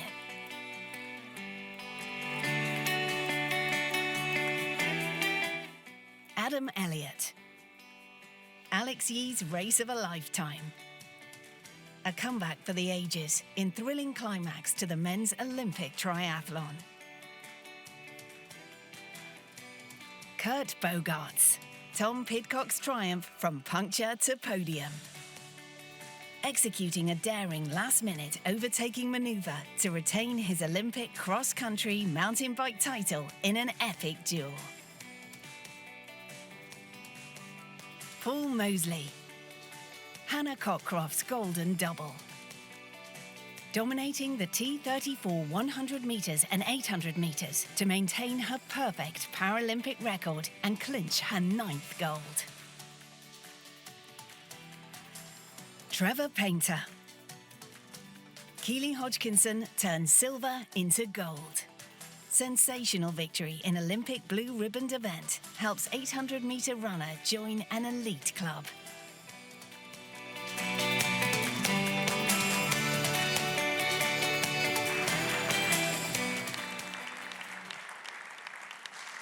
Four incredible moments, 4 worthy winners, but there can only be one. The vote closed on Friday. The public have made their decision, so it is the moment to reveal the winner. I think we should do a drum roll. Ladies and gentlemen, a drum roll, please. Let's reveal the winner.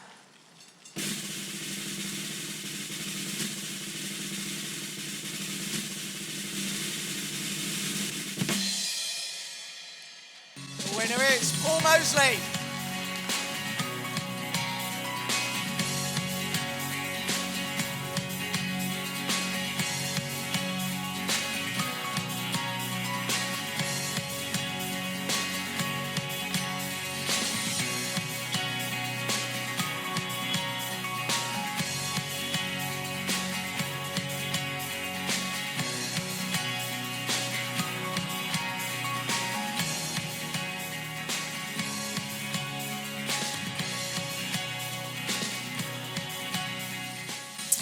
Paul, many, many congratulations. I've known Hannah for many, many years. I don't think I'm being rude to say she's quite headstrong. She knows what she wants. You pick her up as a highly, highly successful athlete.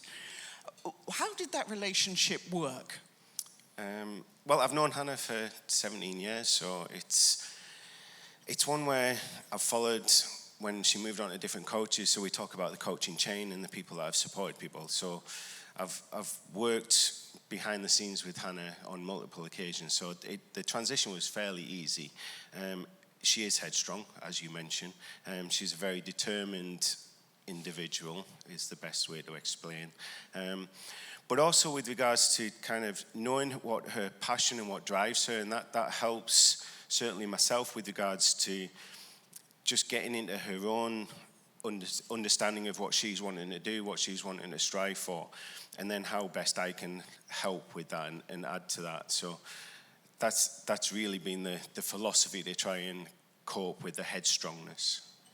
And what did you pinpoint as to the key things that you could make her even better? Well, it's interesting, the conversation that you've just had with Aston. The calmness really is that she can fly off the handle at times. She might get frustrated. But that's all to do with what drives her and what makes her so passionate about being the very best. So for me to understand all of that and actually just give that calmness, even though I might be that duck on the water analogy, but actually she needs to be able to know that actually we've planned for this. We know what's coming. We've trained for this. And some things might come out of left field and surprise her. But actually for me to be there to say, actually, that's not an issue. And let's just crack on because we're ready for this. And that actually helped in Paris because we had a couple of difficulties in between the 100 and the 800 meters. And actually to help Hannah just to calm down and to be prepared, and also just to refocus with regards to all of the amazing work that she's done in the last year, just to prepare herself for not just Paris, but also the World Champs in Kobe. So actually that was my ultimate goal, was just to be able to be the sense and the reason. The sense and the reason. You've done a fantastic job. Keep doing it. Ladies and gentlemen, Paul Mosley. Faye, where are you? Back to you. I'll leave you your microphone.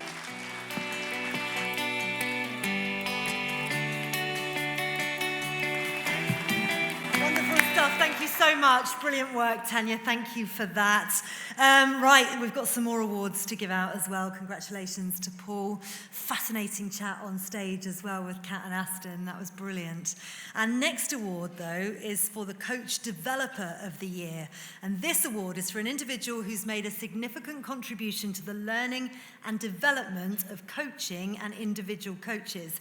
The recipient will have consistently delivered high-quality learning and development programs. This award is supported by British Gymnastics. So, to present the award, please welcome Michelle Vernon-Way, their Head of Coach Development.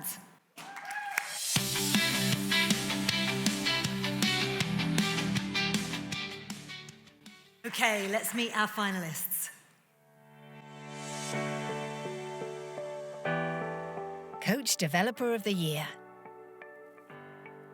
Supported by British Gymnastics. Kevin Badu, football. Kevin's tailored sessions, enriched by his passion for sharing insight and evidence-based strategies, ensure that the coaches he supports are well equipped to deliver high-quality coaching. His dedication has enabled cohorts of coaches to understand and meet the multifaceted needs of their participants and provide support with challenges beyond sport. David Smith, Multisport. A mentor and role model for ethnically diverse coaches from underserved communities, David supports apprentices with challenges in the coaching sector and ensures that everyone he works with feels included, valued, and equipped to succeed. He also tackles barriers and concerns, such as the risk of homelessness and financial instability. Lisa Williams, basketball. Thousands of coaches of all ages and backgrounds have benefited from Lisa's passion for coach development and her sport.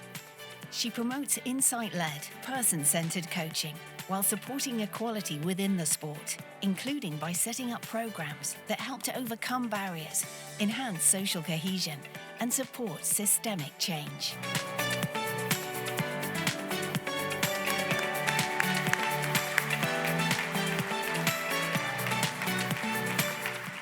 Some more fantastic work being done. Michelle, would you please reveal the winner? Well, we're delighted to support this award and congratulations to all the nominees. The winner is Lisa Williams.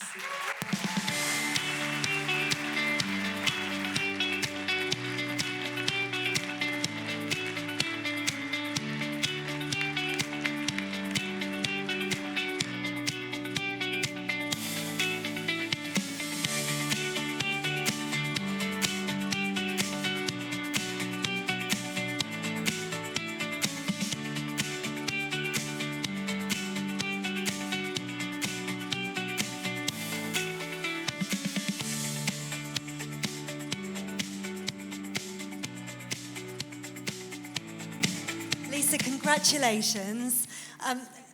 Well, you're going to have to. There's a room full of people really desperate to hear what you have to say, because some of the work that you're doing, how important is it to help these female coaches? Sorry, this is really unexpected. I actually didn't think this would happen. It's really important for coaches to learn how to coach, to have the impact that Aston's having on players like Kat, so that they understand. Sorry, I'm getting emotional. Sorry, this is not me. It's really important that we make sure that coaches can have an impact. So coaches need to learn how to coach in the right way, to be supported.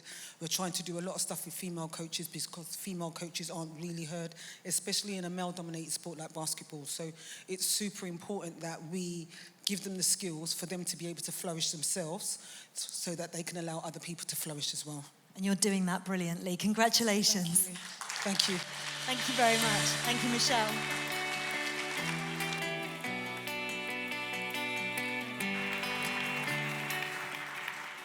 It's all right to be emotional on this stage, by the way. The work that you guys are doing is absolutely incredible and deserves the recognition that it gets. And of course, you're going to feel emotional when you win an incredible award like that, and the work that you're doing is recognized. Congratulations to the finalists as well. So up next, it's the Change a Life Award, and this award recognises a coach who's empowered and inspired individuals through great coaching. The category is supported by Sport England, so to present, please welcome Director of Sport at Sport England, Phil Smith.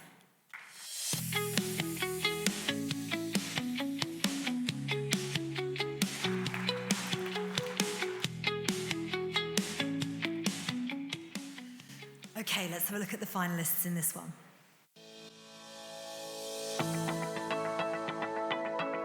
Change a Life Award.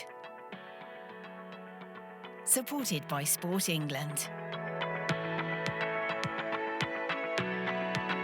John D'Ambrosio, Judo. With inclusion at the heart of John's coaching sessions, the participants of Hamilton Judo Club can access individualised programmes of support and develop key transferable skills.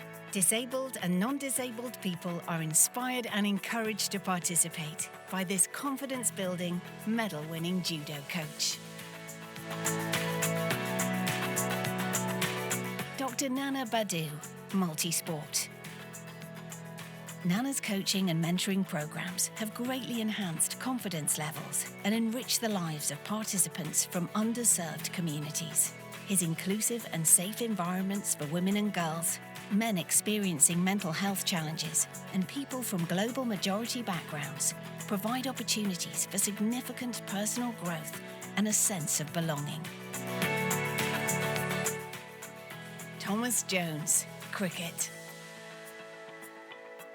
Tom's coaching practices have ensured inclusive access to cricket for a countless number of people in his community, including participants with learning disabilities.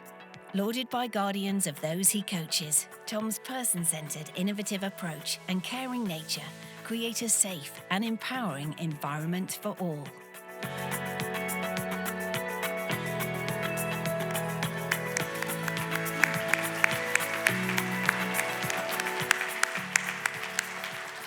Some brilliant finalists, but Phil, tell us who the winner is. Well, the winner of the Change a Life Award is... it's Nana Badu.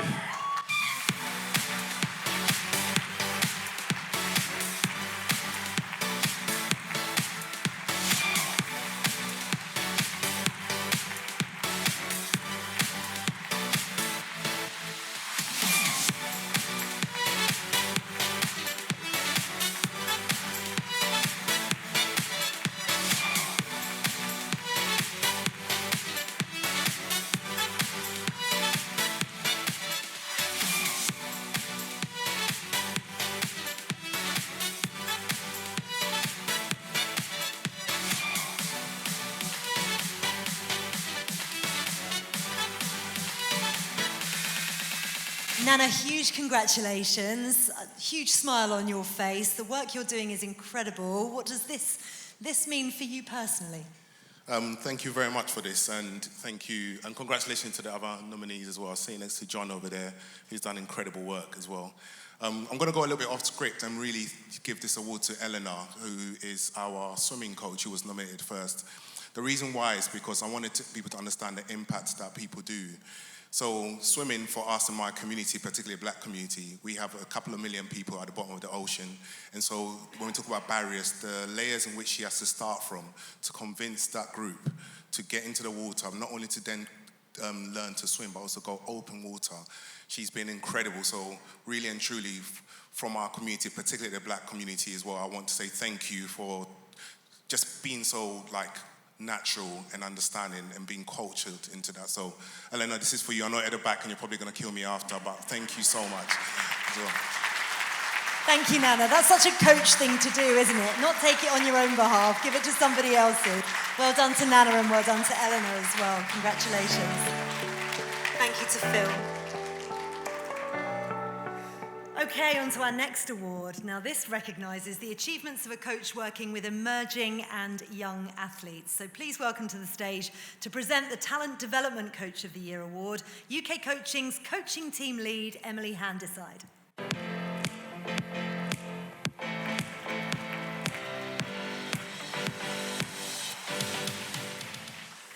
Okay, let's see who our finalists are.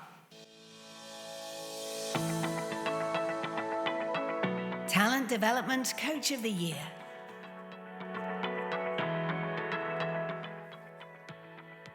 Simone Gould, netball. Head coach of a regional academy and coach of Menai Bridges youth teams, Simone's netball protégés have performed at regional, county and national levels. Person-led coaching ensures continual enjoyment of her sessions in a positive environment. With a wealth of coaching know-how, Young Girls Netball in North West Wales is in good hands. Alexandra Shakoda, rhythmic gymnastics.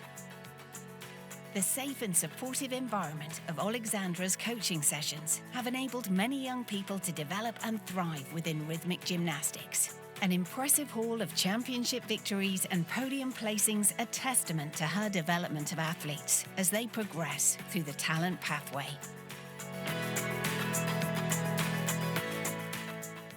Mark Stevenson, wheelchair basketball. Talented individuals and teams constantly stem from Mark's supportive and whole person setup. Success at regional and national level for basketball and wheelchair basketball participants epitomise the selfless nature of this Great Britain coach. Thanks to Mark developing relationships on the continent, talented graduates have secured European club contracts.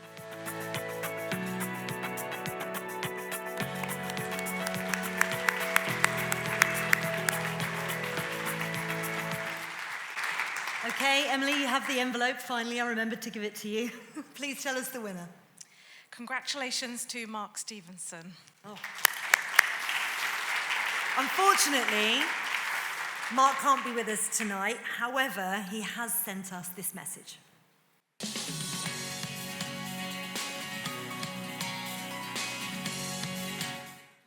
Good evening, everyone. I'm sorry I can't be there tonight at this amazing event due to a family bereavement, but I would just like to say how amazingly honoured I am to be nominated for this award alongside such amazing people being recognised tonight. My road to basketball performance pathway in Scotland and the UK has been from stride to stride in the last few years. A big part of this is the coaching staff's desire not only to see our players reach their potential on court, but to have a massive impact on their lives as people. This award is dedicated to all the coaching staff and support staff on our pathway that make it happen every day. Thank you.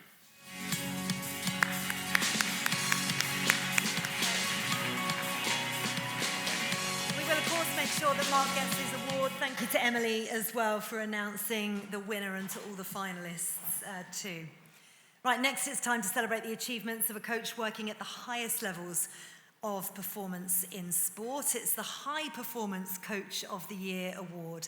This award is supported by UK Sport, so to make the presentation, please welcome UK Sport's new coaching lead, Danny Kerry MBE.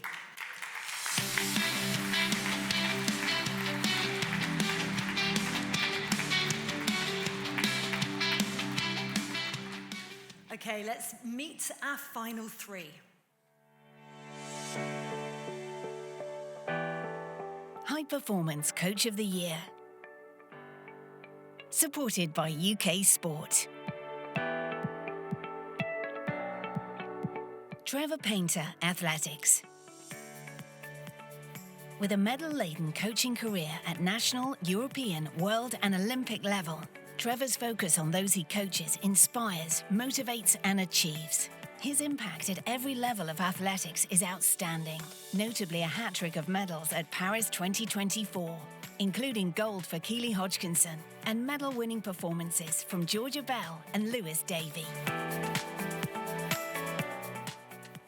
Karen Jane Thorpe, Artistic Swimming.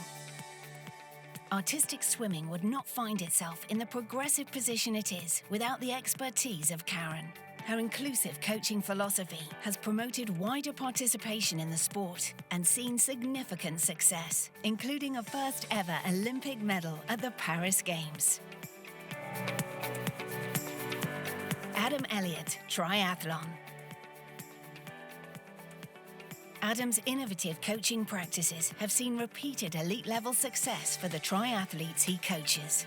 Liv Mattias, Sophie Caldwell, and Olympic gold medal winner Alex Yee, among others, have benefited from Adam's dedication and commitment to excel on the highest of stages.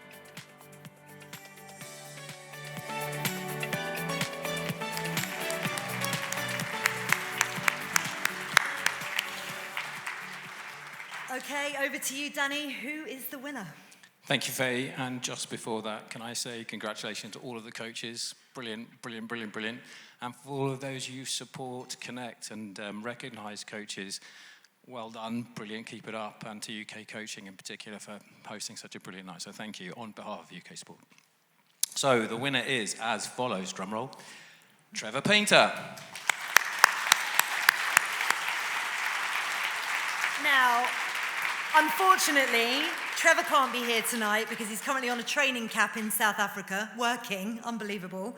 But to take the award, on behalf of Trevor, please welcome to the stage his assistant coach, Darren Borthwick.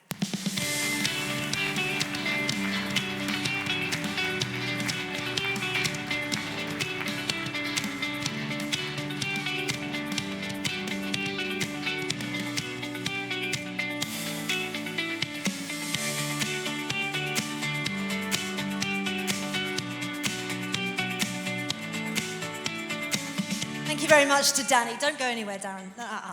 Come over here. I'm sorry, there were too many things going on. I had too many things to pass over then. But you can't get away without talking on Trevor's behalf. And I know how closely you work with Trevor and his wife, Jenny Meadows, and the work that you do with M11 Track as well. What does this award mean for him? It will mean a great deal to him. His only advice to me before I came on stage tonight was, if you don't win, kick off and make a scene and leg it. So fortunately, there's going to be no scene, we're okay. But no, I mean, it's for the whole group, really. We've got around 25 athletes at M11. Around 15 of those are professionals.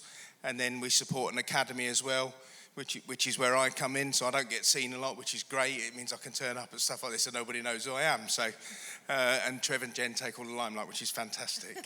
Well, you're taking the limelight tonight. Tell me why the work that you do and precisely what Trevor is doing is so important. I think it touches on what Aston said before, where the athlete is the most important thing, and the person behind that athlete.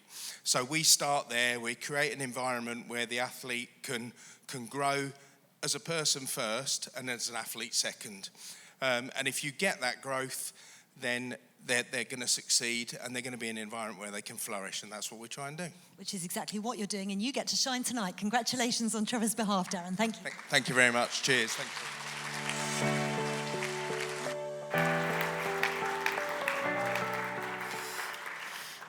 Wow, that's gone quickly. We're nearly at the end of our celebration of great coaching. We have 3 awards still to go, and our next award is the 2024 Coaching Chain. If you don't know what this is, it recognises the contributions made by a number of coaches, each of whom has significantly influenced an elite athlete's path to success. The coaches behind Lucy Bronze and Ben Stokes have won this award previously. And now it's time to add another special coaching chain to that list. To tell us a little bit more, please welcome UK Coaching CEO Mark Gannon.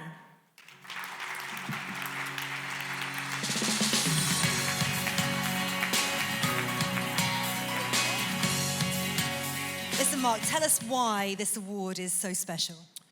Well, I'm going to start with Kat, because ultimately the athlete has to perform on the competition floor. So recognition to the athlete first and foremost. But of course, as Kat alluded to earlier, it's a journey, and it's a long journey, and there's lots of highs and lots of lows. And if you look right back in someone's career, especially our world-class athletes, there's usually a PE teacher somewhere at the bottom of it who also coached the kids in school or some of the sports. And then there's sequential coaches that help on that journey. And as Aston had said, it's understanding the person in front of them, giving them the support and guidance to achieve their aspirations and their dreams. And then at some point, they might have to let them go. And that's probably the hardest point for a coach as they move on to somebody else. So coaches will vary for different athletes, because athletes will need different things at different times in their progress. And even when they get to the top, so that's what the coaching chain is. It's recognizing that cumulative effect of many coaches to take somebody to their dreams. Absolutely, and it's a really important chain to recognise. Tell us, first of all, why this person is so important and why their coaching chain is winning, and tell us a little bit more about it. If you've seen the programme, it's not like a big surprise. However, a double world champion, a silver Olympic champion this year, and double Commonwealth champion as well. I need Katarina Johnson-Thompson is one of our outstanding shining giants of heptathlon, who's followed in the steps of other giants, and it's her coaching chain that we're celebrating tonight. Well, let's find out a little bit more about Katarina's coaching chain.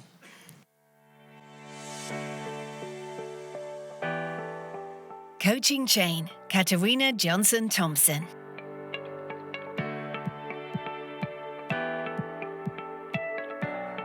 Winning silver at the 2024 Paris Olympics, two-time world champion Katarina Johnson-Thompson has affirmed her position as one of the world's most versatile and resilient athletes. Known for overcoming injuries and setbacks, her Olympic success reflects her determination and skill. building on a career that includes her 2019 World Championship title, where she set a British record, and her 2023 win in Budapest. Katarina's achievements are the result of a journey shaped by the support and expertise of a series of key coaches. Athletics has been part of Katarina's life from an early age. Growing up in Liverpool, her first coach, Richard Coakley, noticed her potential in high jump at just 4 years old. At 11, she moved to St. Julie's High School, where she was guided by former PE teacher Joe Hardiman. At the same time, she was also training at Liverpool Harriers, where her first coach, Gail Gilbert, recognised her raw talent, predicting her success. From age 12 to 18, Katarina trained under several coaches at Liverpool Harriers, each leaving a lasting impact on her career. Stephen Carroll, now president of Liverpool Harriers, focused on improving her sprints, while Stan Roberts, who sadly passed away in 2021, honed her jumping technique. Val Rutter later guided her shift from high jump to multi-event training, recognising her ability to excel in running as well. In 2008, Katarina began working with Mike Holmes, who coached her to World Youth and European Under-23 heptathlon titles, as well as a World Junior Long Jump Gold in 2012. Competing at the London Olympics at age 19, Katarina finished 15th, then went on to claim a European Indoor Pentathlon title and placed 5th at the 2013 World Championships. A pivotal moment came in 2016 when Katarina moved to France, working with Jean-Yves Cochant, Bertrand Valsin, and Bruno Gaia. Cochant transformed her training, introducing new techniques in shot put and javelin, refined jump run-ups, and more frequent, shorter sessions. This approach led to multiple medals, British records, and a world record in the heptathlon high jump. After Cochant's retirement, Katarina trained mainly with Bertrand Valsin, who helped her recover from her 2016 Olympic disappointment, while Bruno Gaia guided her on her 800 metres.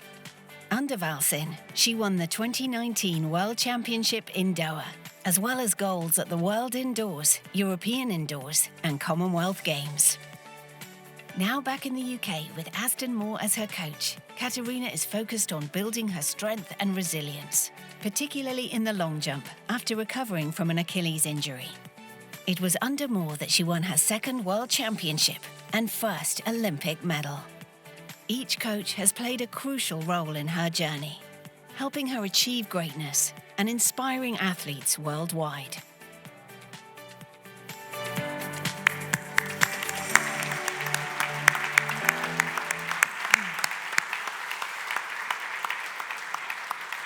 I think there are 11 coaches in total there. I mean, it's some effort, isn't it, for the success that Kat has had.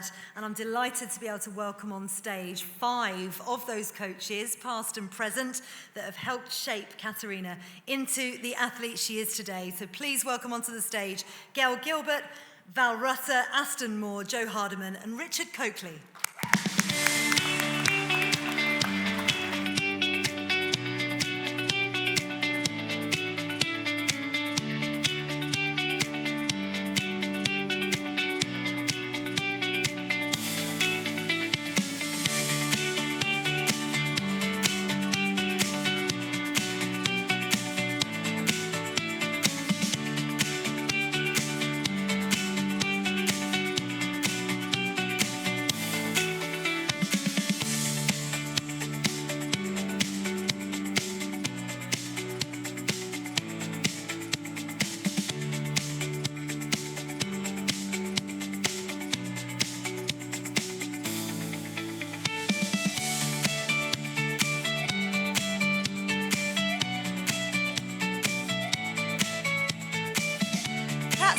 At the stage, but she's not coming up. But I am going to make her come up and talk about these 5 incredible people that have shaped her as the athlete that she is. But Gail, let me ask you first and foremost, what was Kat like to coach? So I had Kat when she was about 11, and I've just told her this story, and she's not going to appreciate me telling it tonight. So I taught Kat to high jump, and in a first ever competition, when you're a high jumper, you come in at a height that's suitable for you.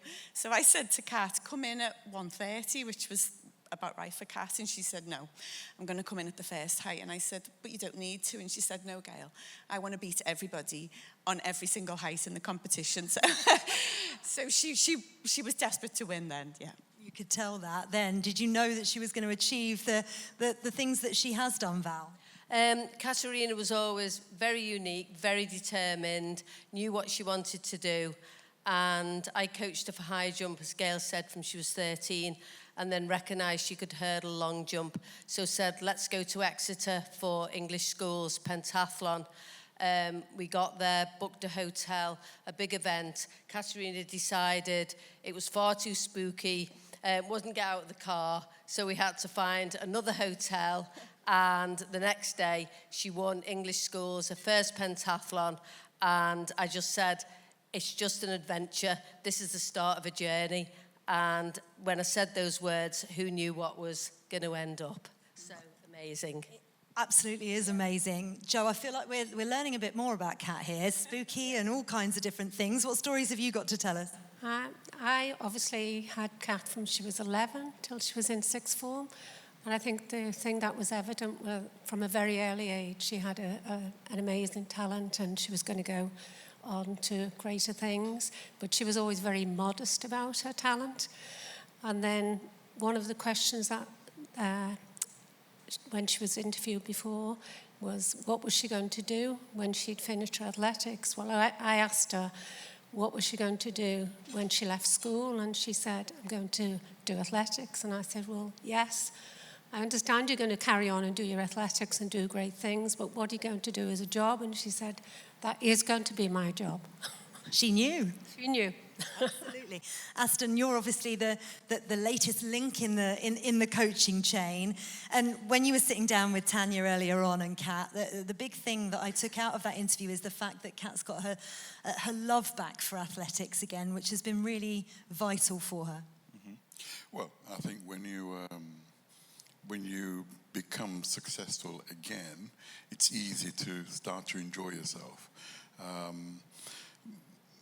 And yes, you've asked that question, but one of the things that was running through my mind as you were talking to the other coaches, as it were, is that these guys have actually laid the foundation for the work that I did with Kat. And I've always thought of myself as a great polisher. I polished diamonds, as it were. And they discovered the diamond in the first place. And I just polished the hell out of it. Richard, in terms of that diamond analogy, what did you see in Kat as a young athlete? Yeah, well, I'm in awe of all these talented and dedicated coaches. I was just a teacher who quite liked sport. And from my recollection of school, the only good day was when you had PE or games. So I wanted to make that in the school I'd just gone to. So we did the usual things, football, cross-country, but there were athletics tournaments in Liverpool every year.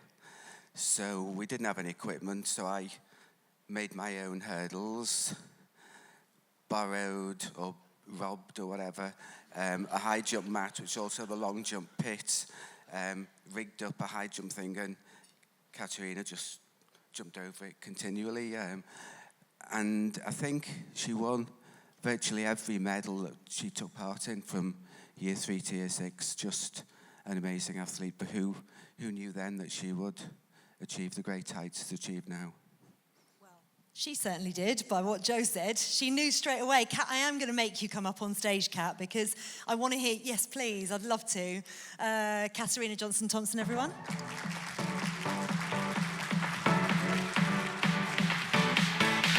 You even run on stage, that's amazing. When you look down this line at this incredible group of people, how much have they shaped you? What memories have you got about your coaching journey with them all?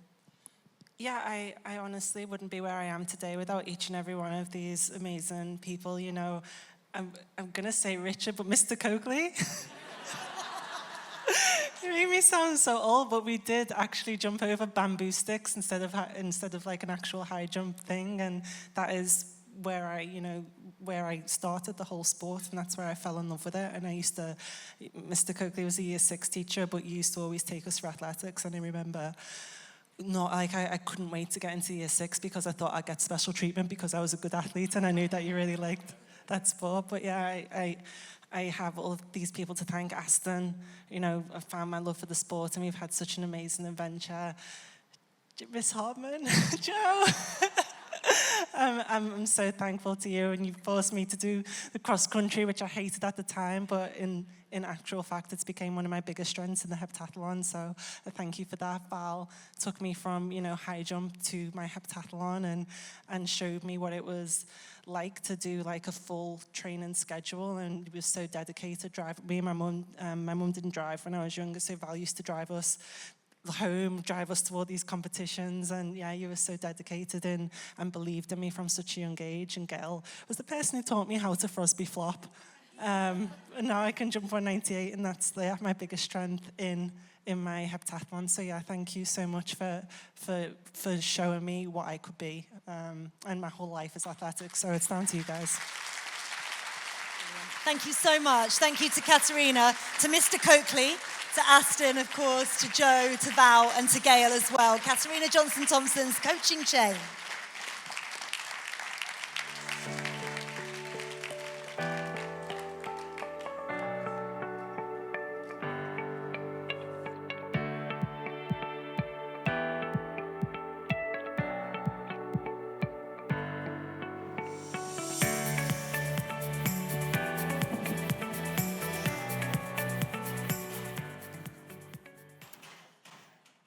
It takes so many people to make an incredible athlete, and everyone in this room has done something really special with anybody that you've coached or anybody that you've been lucky enough to have coached you. And look, this is a moment in our evening where we need to take a heartfelt pause to honour and remember a really extraordinary individual who left us too soon earlier this year. Kevin Bowring's spirit, dedication, and remarkable contributions have left an indelible mark on the world of coaching. And tonight we celebrate his enduring legacy with a special posthumous award, a real tribute to his lasting impact. Kevin was a cherished member of our coaching community and an advocate for coaching people first and foremost, which you've heard a lot tonight.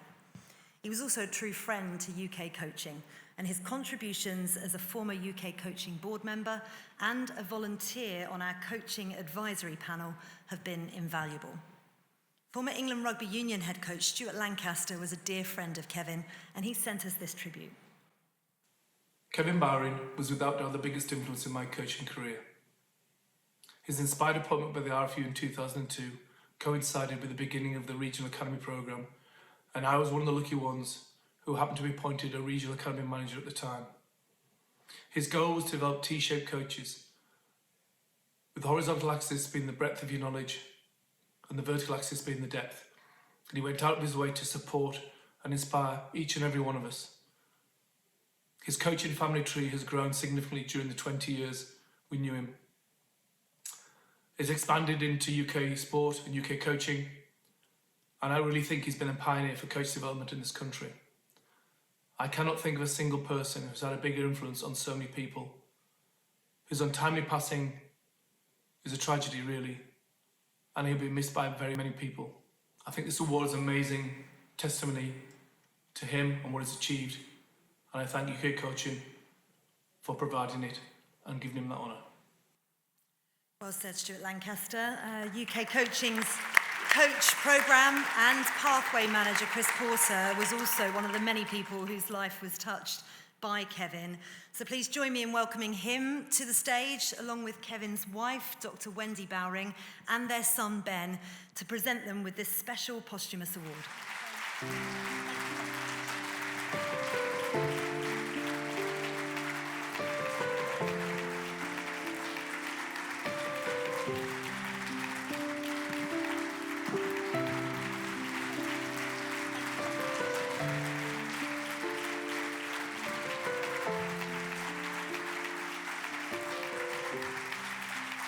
I'm going to give this to you, Chris, to present first and foremost, most importantly.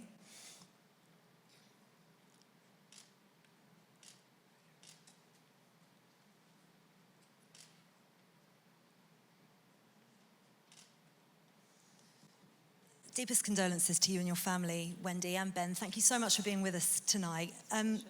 How much would this mean to Kevin? Well, first of all, can I say a huge thank you to UK Coaching for giving this very special award to my late husband. It's 2 months to the day that Kevin passed away, very, very suddenly. And although the emotions are very raw at the moment, we're absolutely filled with pride to be here to accept this on his behalf. We were blessed with 2 very sporty children. One was a gymnast, Ben, here. My daughter, who can't be here, was a netball hockey player. And they will own up to the fact that they took absolutely no notice at all of anything that their father said to them in terms of coaching and advice or motivational speech, because after all, he was their dad. He was a rugby coach, and what did he know about it anyway? Well, now as adults, they do know. And as Amy said, as we were enveloped with so many testimonials of accolades when Kevin passed, well, I knew he was good, Mum, but didn't know that he was that good. But there we are. He loved his involvement with UK coaching, and he loved this event in particular, and would come home and tell me about all the wonderful awards, the inspirational stories of the coaches, as we've heard this evening. And he would want me to say congratulations to everybody here, those that won the awards and those nominated too, because that was very much in his heart. We had no idea that he would become one of those inspirational stories. And on behalf of Ben and Amy, who can't be here, just the most enormous thanks to recognizing my wonderful husband. Thank you.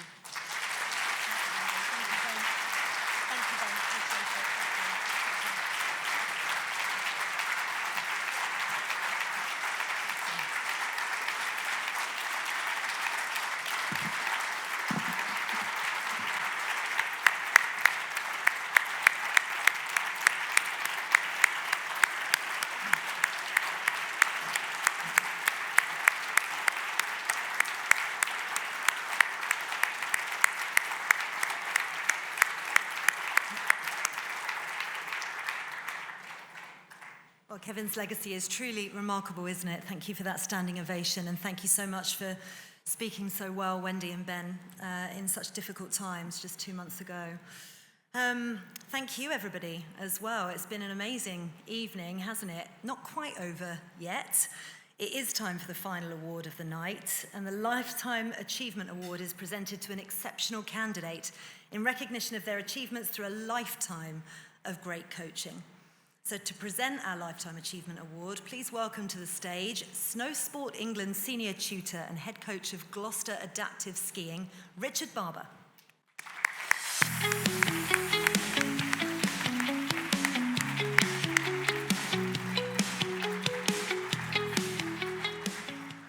We'll speak in a second, Richard, but first of all, let's learn a little bit more about this year's recipient, John Shedden.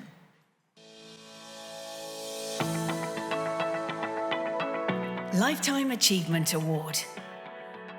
John Shedden.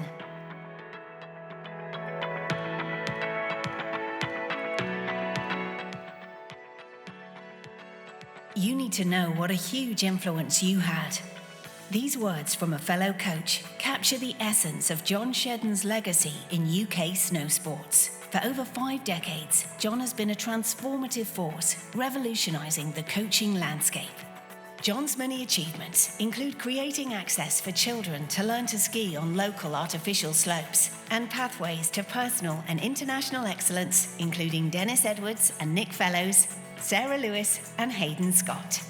In the 1970s, he launched the UK's first national coaching scheme, an English junior ski squad, introducing his skillful performance model, which connects sensory perception, emotions and motor skills. Today, the award-winning podcast, Locked in Shed, and his 5 influential books continue to shape the future of snow sports. John's mentorship and vision have impacted generations, cementing his status as a true pioneer and thought leader in the sport. Ladies and gentlemen, please be upstanding if you're able for John Shedden.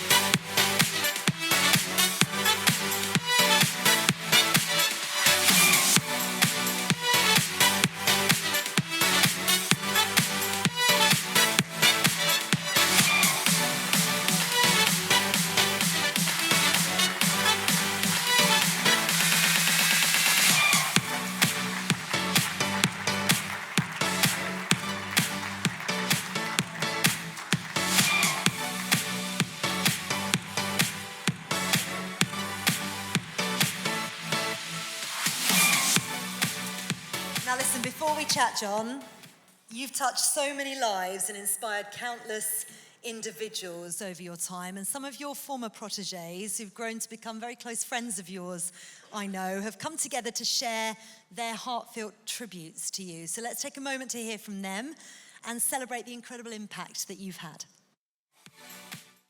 Hi John, it's Phil Smith. Much older Phil Smith than you will remember from those early days, the first time I met you, which was probably near enough 50 years ago. Luckily, I became a member of the England Junior squad, and you were running the English Ski Council and happened to be our coach. Your influence meant that myself and many, many others went out and carved out a career in skiing. You instilled skills in us that keep us involved in the sport of skiing to this day. The ability to question, to ask why, the ability to have a curiosity that keeps us so interested in the sport of skiing. What an amazing man.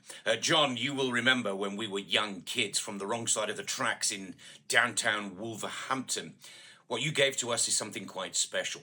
We were inner city kids, given an opportunity to learn on a dry ski slope and to race for the region, race for England, and then on an international basis for the British ski team, all down to your brilliant coaching, pathways, and theories and plans that you passed on to other coaches the length and breadth of England. What amazing vision you demonstrated in developing the English Ski Council, its coaching award scheme, and proposing the formation of the National Coaching Foundation.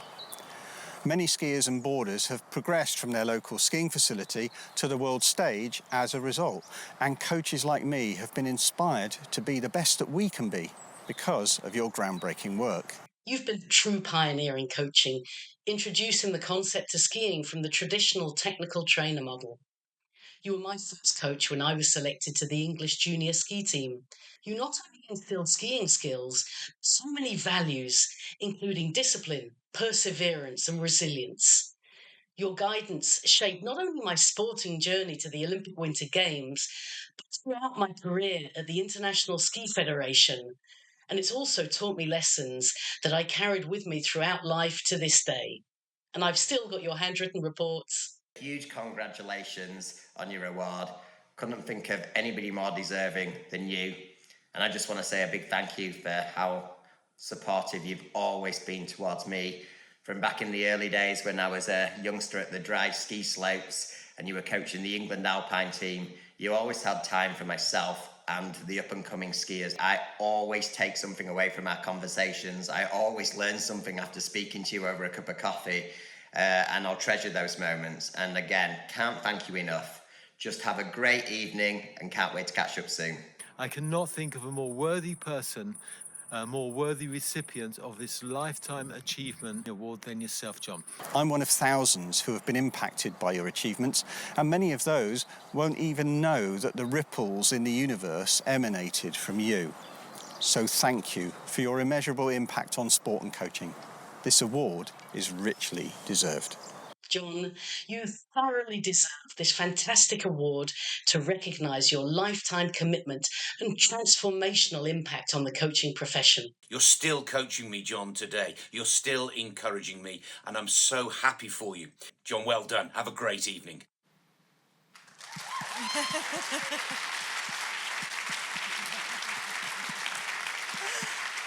You don't need to turn it on, don't worry. What was it like listening to that?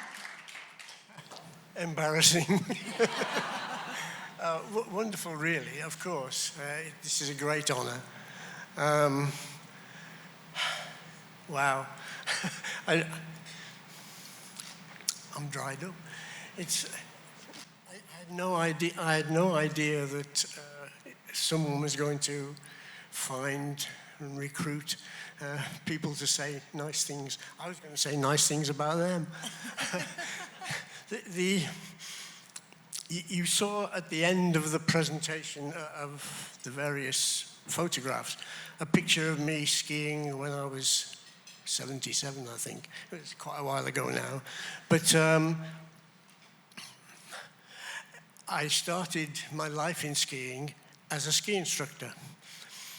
And the difference between a ski instructor and a coach is that ski instructors always ski better than their pupils. It's a commercial process, they're selling a product, it's part of the tourist industry. British people never meet coaches because they go on holiday and meet ski instructors, and the coaches only work with the locals. But the difference between a ski instructor and a coach is that coaches get their pupils to ski better than them as soon as possible. So, ski instructors better than their pupils, coaches much worse than their pupils. So, it's been my life ambition to get everybody I work with to be better than me. Not just at skiing, but at coaching as well. And this is especially poignant for me this evening. Dry mouth, sorry. Because in 1980, thereabouts, I wanted to help the coaches who were developing within our newly formed coaching scheme to be better coaches. That means they needed to learn more and be better educated in all the aspects of coaching to do with biomechanics, psychology, physiology, all those sort of things. And it was my job to train them. I felt quite up to the job. I went back to university when I was 28.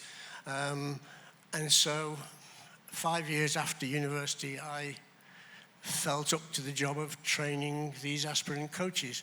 But the next year, I realized that I was already out of date and that we needed something else to provide background educational support in the core curriculum of coaching, not the sport-specific bits, but the core curriculum.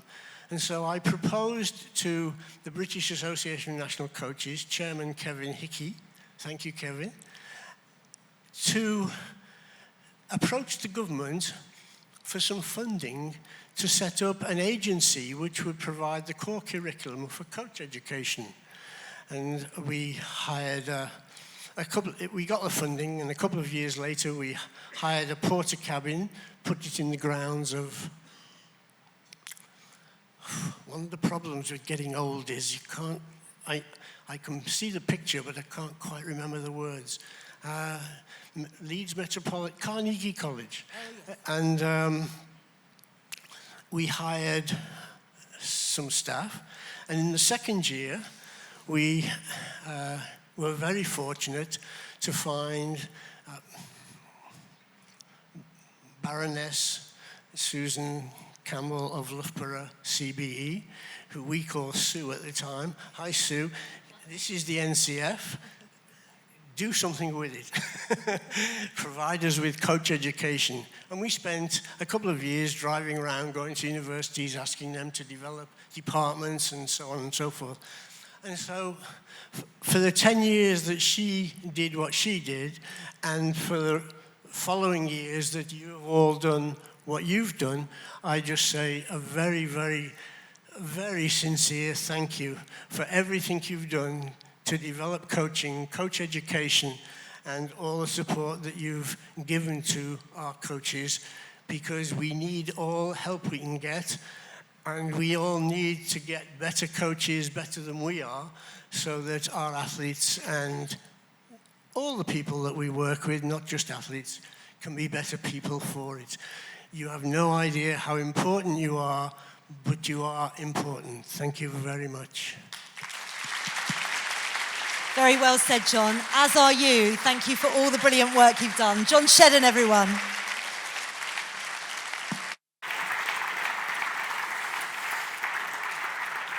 Wow, that's it. We're done.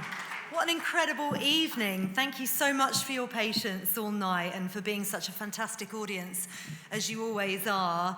On behalf of all of the finalists and everyone at UK Coaching as well, I'd like to thank all of those who submitted a nomination and the judging panel as well for making the difficult decisions so that we could all crown our winners tonight.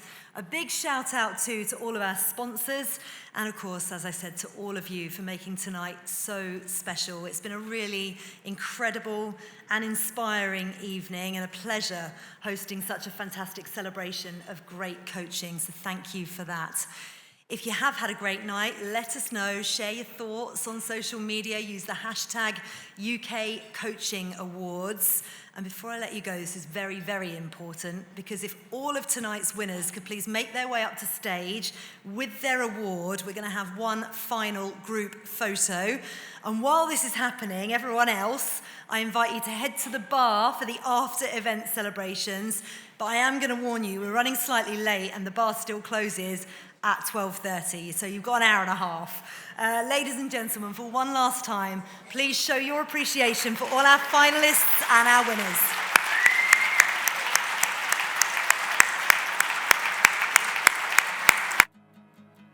Means all the winners need to come up now.